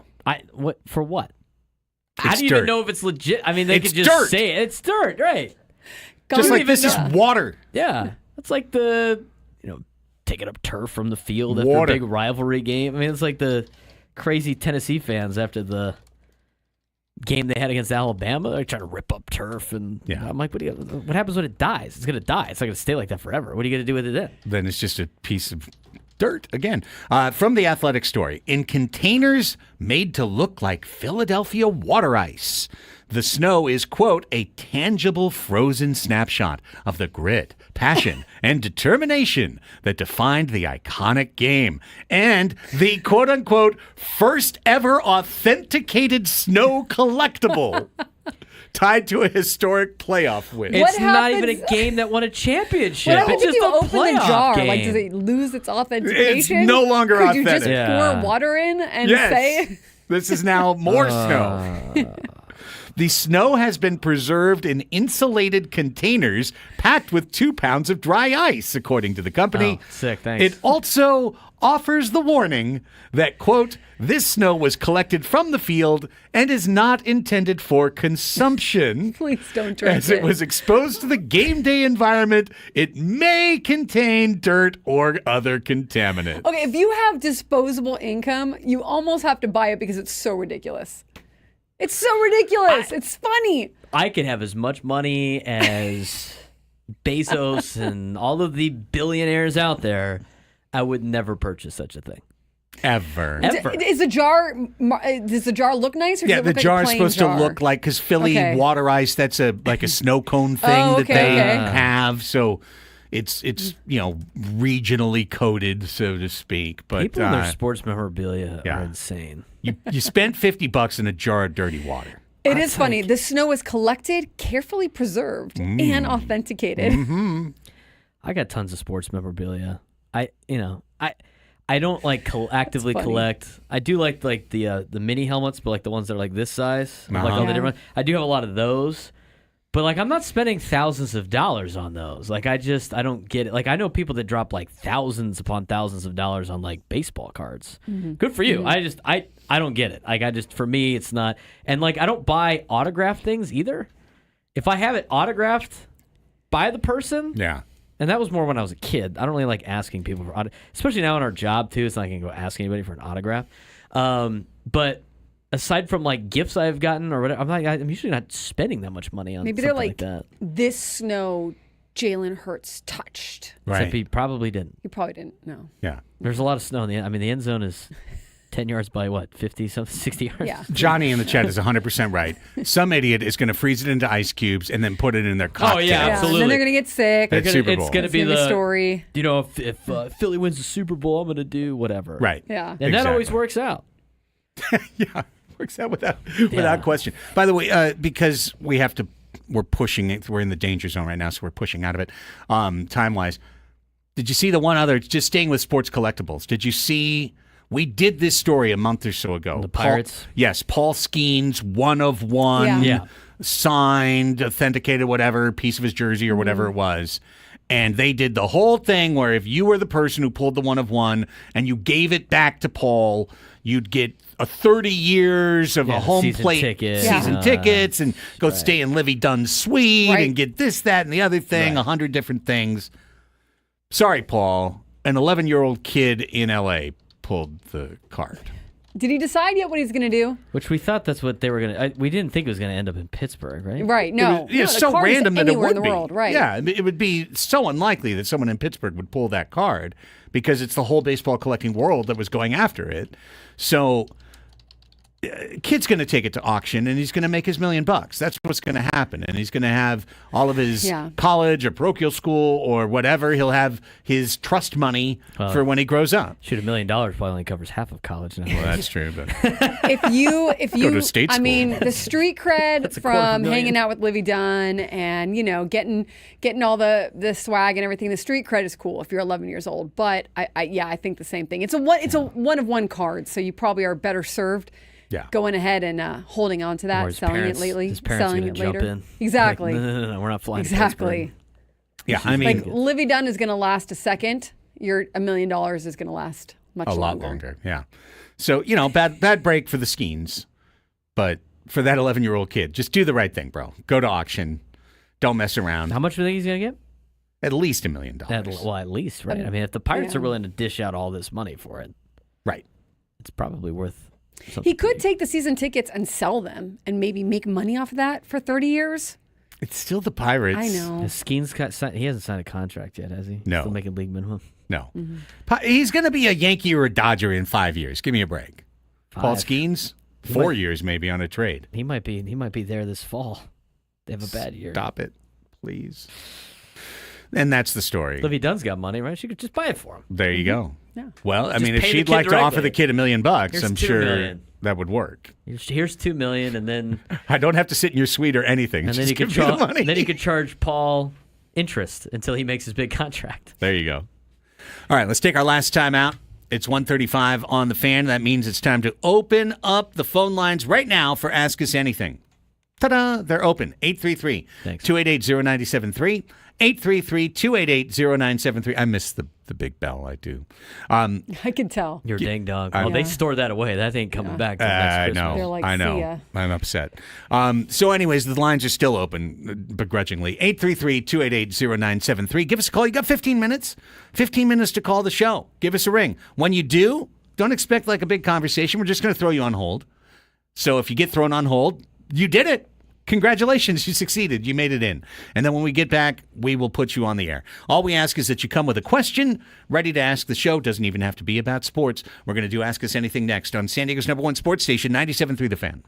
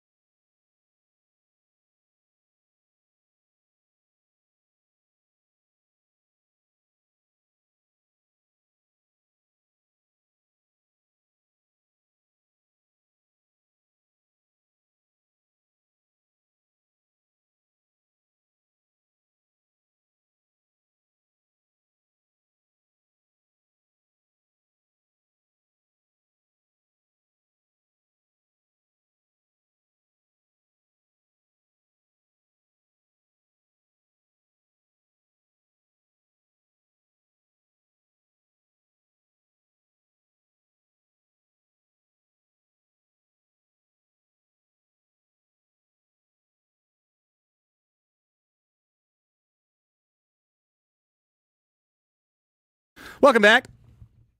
1:41 is the time. Great to be with you on the Annie and Elsten program. Stay tuned. Gwen and Chris are coming up at 2 o'clock. From 6 to 7, one man in a dark room with dark thoughts and dark plans. Saying the Chiefs are cheaters. Matt Scravey. He's wearing black today. Oh, really? Wow, what a shocker. Wow. Black T-shirt Matt guy. Scravey wearing black. If Matt showed up one day just like wearing yellow and red. Wait, what are you saying? Just be the most I'm stunning. wearing yellow and red today. I know. Yes. Just be the most stunning thing in the world. If he Vibrant colors. Yeah. If he just walked in, just Spring wardrobe, spring Hawaiian collection. shirt. Could you imagine? I think Scrapes would look okay in a Hawaiian I shirt. do too. I think he'd look great. I don't think he would look bad in any of these. He's just black shirt guy. He's just he is seriously black shirt guy. This goes to everybody's emo night. It feels like a fear of fashion. Like I don't want to take a risk. Hey so man, guy's got standards. Well, he does. That's determined. Hey, guess what? We asked, you listened, you delivered. Each day this week, we've asked at some point in the 11 a.m. hour for somebody to leave a voice message on the Odyssey app for the program. 2 people did it. 2 people did it. Paul and Rod. We're going to hear from them, plus Martin, who's on hold, and we could hear from you. You've still got 8 minutes to call the show. 7 minutes, but still, you've got time. And to leave a Thank voice you to those message. people who left a voice message. Yes. That's awesome. It's great. We get to try out that feature. 833-288-0973 is our number. 833-288-0973. Let's hit the bumper.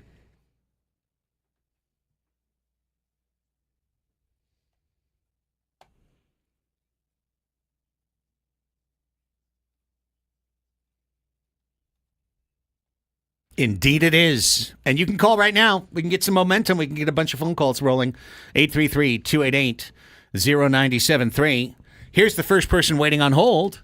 It's Martin in Santee. Hi, Martin. Thanks for calling in. Ask us anything. Gentlemen, good afternoon. This question is for Annie today. Okay. Annie, when, with your history of the interviews that you've done in your realm and over the years, what was like the most impactful, or if there was a moment that you felt that like you made it, you got inside information that really nobody else did or captured, and really satisfied you as in you know that this was the direction career-wise that you were heading in and grateful for? Well, that is a great question, and I appreciate the question. I don't think there was a single moment. I think it was learning to navigate a clubhouse or a locker room and have confidence in myself, and the conversations then that would happen with players. I think players want to know that you care, and players want to see you work hard and that you're fair. You know what I mean? And I think that just kind of the buy-in that I would get sometimes from like the bigger players on the team or the more superstar players on the team kind of validated like, hey, you know, this is cool. What I'm doing is cool. And then it kind of permeated to the rest of the team as well. So, you know, sometimes I have had it out with some players before, and we've had some hard conversations and some times that we did not see eye to eye. But I always respect the ability to do that and having that conversation face to face versus a different alternative, which sometimes does happen, you know? So yeah, no, I think it's a culmination of a lot of moments, like a lot of work going into that. And I appreciate that question very much. Great stuff, Martin. Have a good rest of your day. 833-288-0973 is the number. You still have 5 minutes to call if you want to dial us up. 833-288-0973. Let's go to Paul. Paul on the voice message. Hey guys, what's up? This is Paul from La Mesa.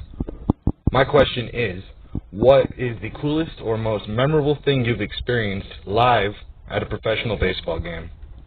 Thank you so much. Go Padres! Oh, hey, I like that finish. Yeah, nice. Strong finish. That's an interesting question. You could go a lot of different ways with that. On one level, Game 4 National League Division Series 2022, Jake Cronenworth off Alex Vesia. 2-run single or double. I forget how they ruled that, but the comeback in that game, I think that's the greatest 21st century moment in Padres history. I was there live for that. The next one that comes to my mind right off the top, though, Annie, is final game of 2001, Tony Gwynn's final game, sold out Qualcomm Stadium, and Ricky Henderson gets his 3,000th hit in his first at bat. So you saw Tony's final at bat and Ricky's 3,000th hit in the same game. That's a game I'll never forget the rest of my life. I also saw Juan Uribe hit 2 homers that day for Colorado. Padres got blown out. When was he not killing us? Right? Seriously. Just launched 2 homers into the permanent seats and left that day.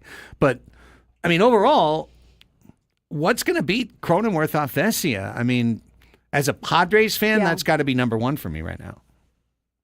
How about you guys?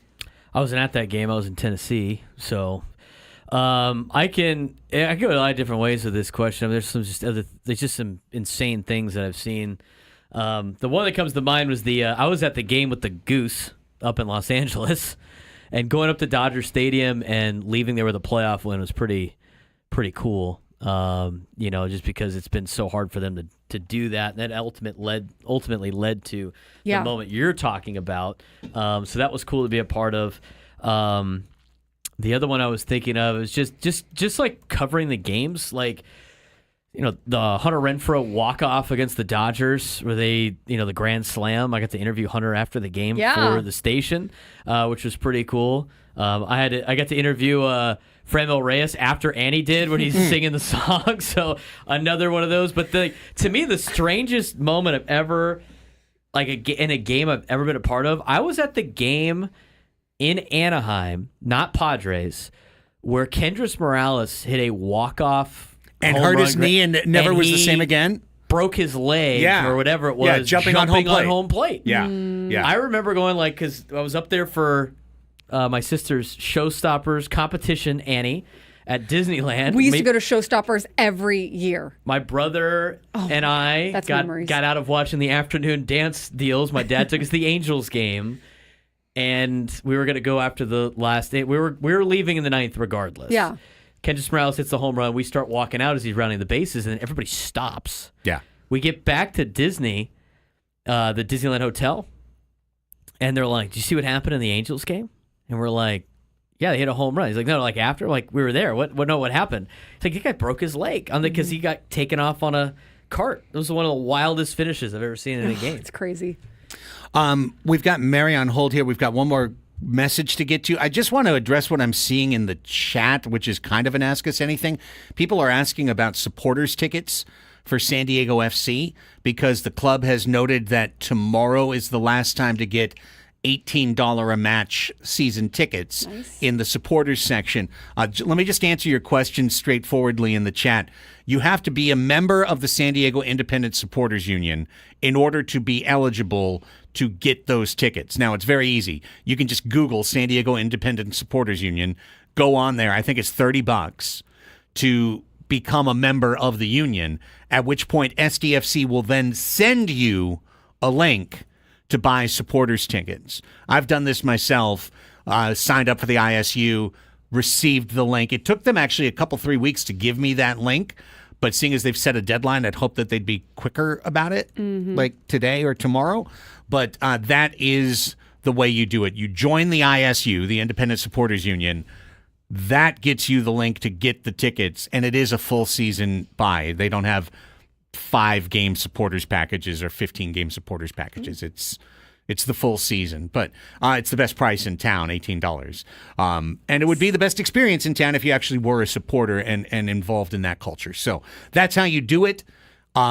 In fact, I said whether I work for him or not, I'm going to buy a ticket in the supporters section. So I need to take care of that myself today or tomorrow. And yeah, maybe as Nate says in the chat, maybe after the inaugural match, SDFC can deflate the soccer balls from the match into a jar and sell that official air. It will be authenticated air.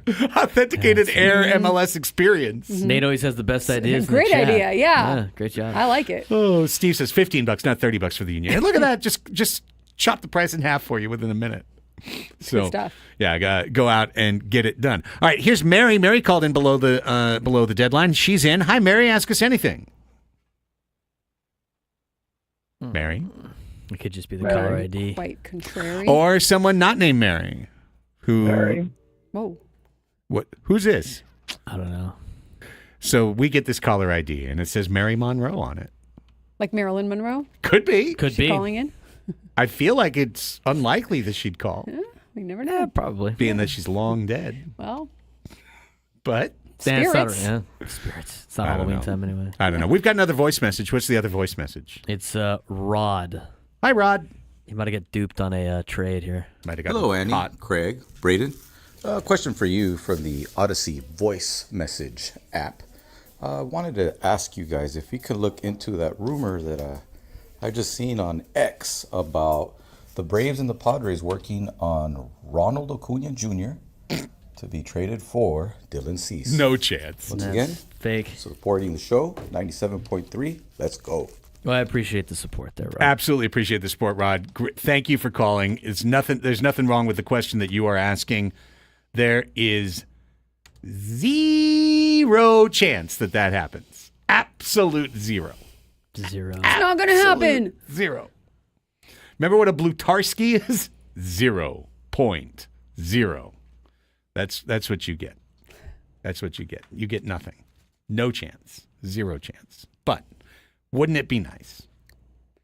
A lot of things would be nice. Wouldn't it be nice? Wouldn't it be nice to get all of Acuna's career on one of the most team-friendly deals in the history of baseball? Yes. All in exchange for 1 year of Dylan Cease's pitching. You would take that if you could get it. I mean, I would make the deal. Don't look back. I would make the deal in a heartbeat. I'd be like, Ha! You shook on it. yep, It's over now. no take backs. Sorry about it. There's AJ in the lobby just going, Yeah. He's like, do I get the executive of the year now? can we shake on it? You know, if Bendix was the GM of He would the get- Braves, AJ could do it, maybe right. he could do it. Yeah. Peter Bendix. Peter Bendix, who said that, what did he say? That they were going to be very We're involved? going to be very involved in free agent Preller market. has scared him from doing anything. Yeah. He's not doing anything. Spent nothing. Right. You spend nothing. And you'll like it. Padres spent at least $900,000. Thank you, Tyler Wade. Yeah, thanks, Tyler. Solid work on your part. Hey, look, Martin Maldonado could convert to a big league deal. 100%. Then Heck we yeah, spend Rod. another Yeah. million. Hey, It is the anti-Donald Duck Rod that left the message. It's great. thank you, Rod. Thanks, Rod. Thanks, Rod. Thanks for all your questions and messages today. That Yeah, was it was really good. nice. That was fun. Really good. Person who is under the wrong caller ID, please call back tomorrow. We'll try and figure you out. Meanwhile, that's it for the show. Quinn and Chris is coming up next. We'll be back tomorrow with another full 4 hours. For Annie and Braden, I'm Craig. Bye. Bye.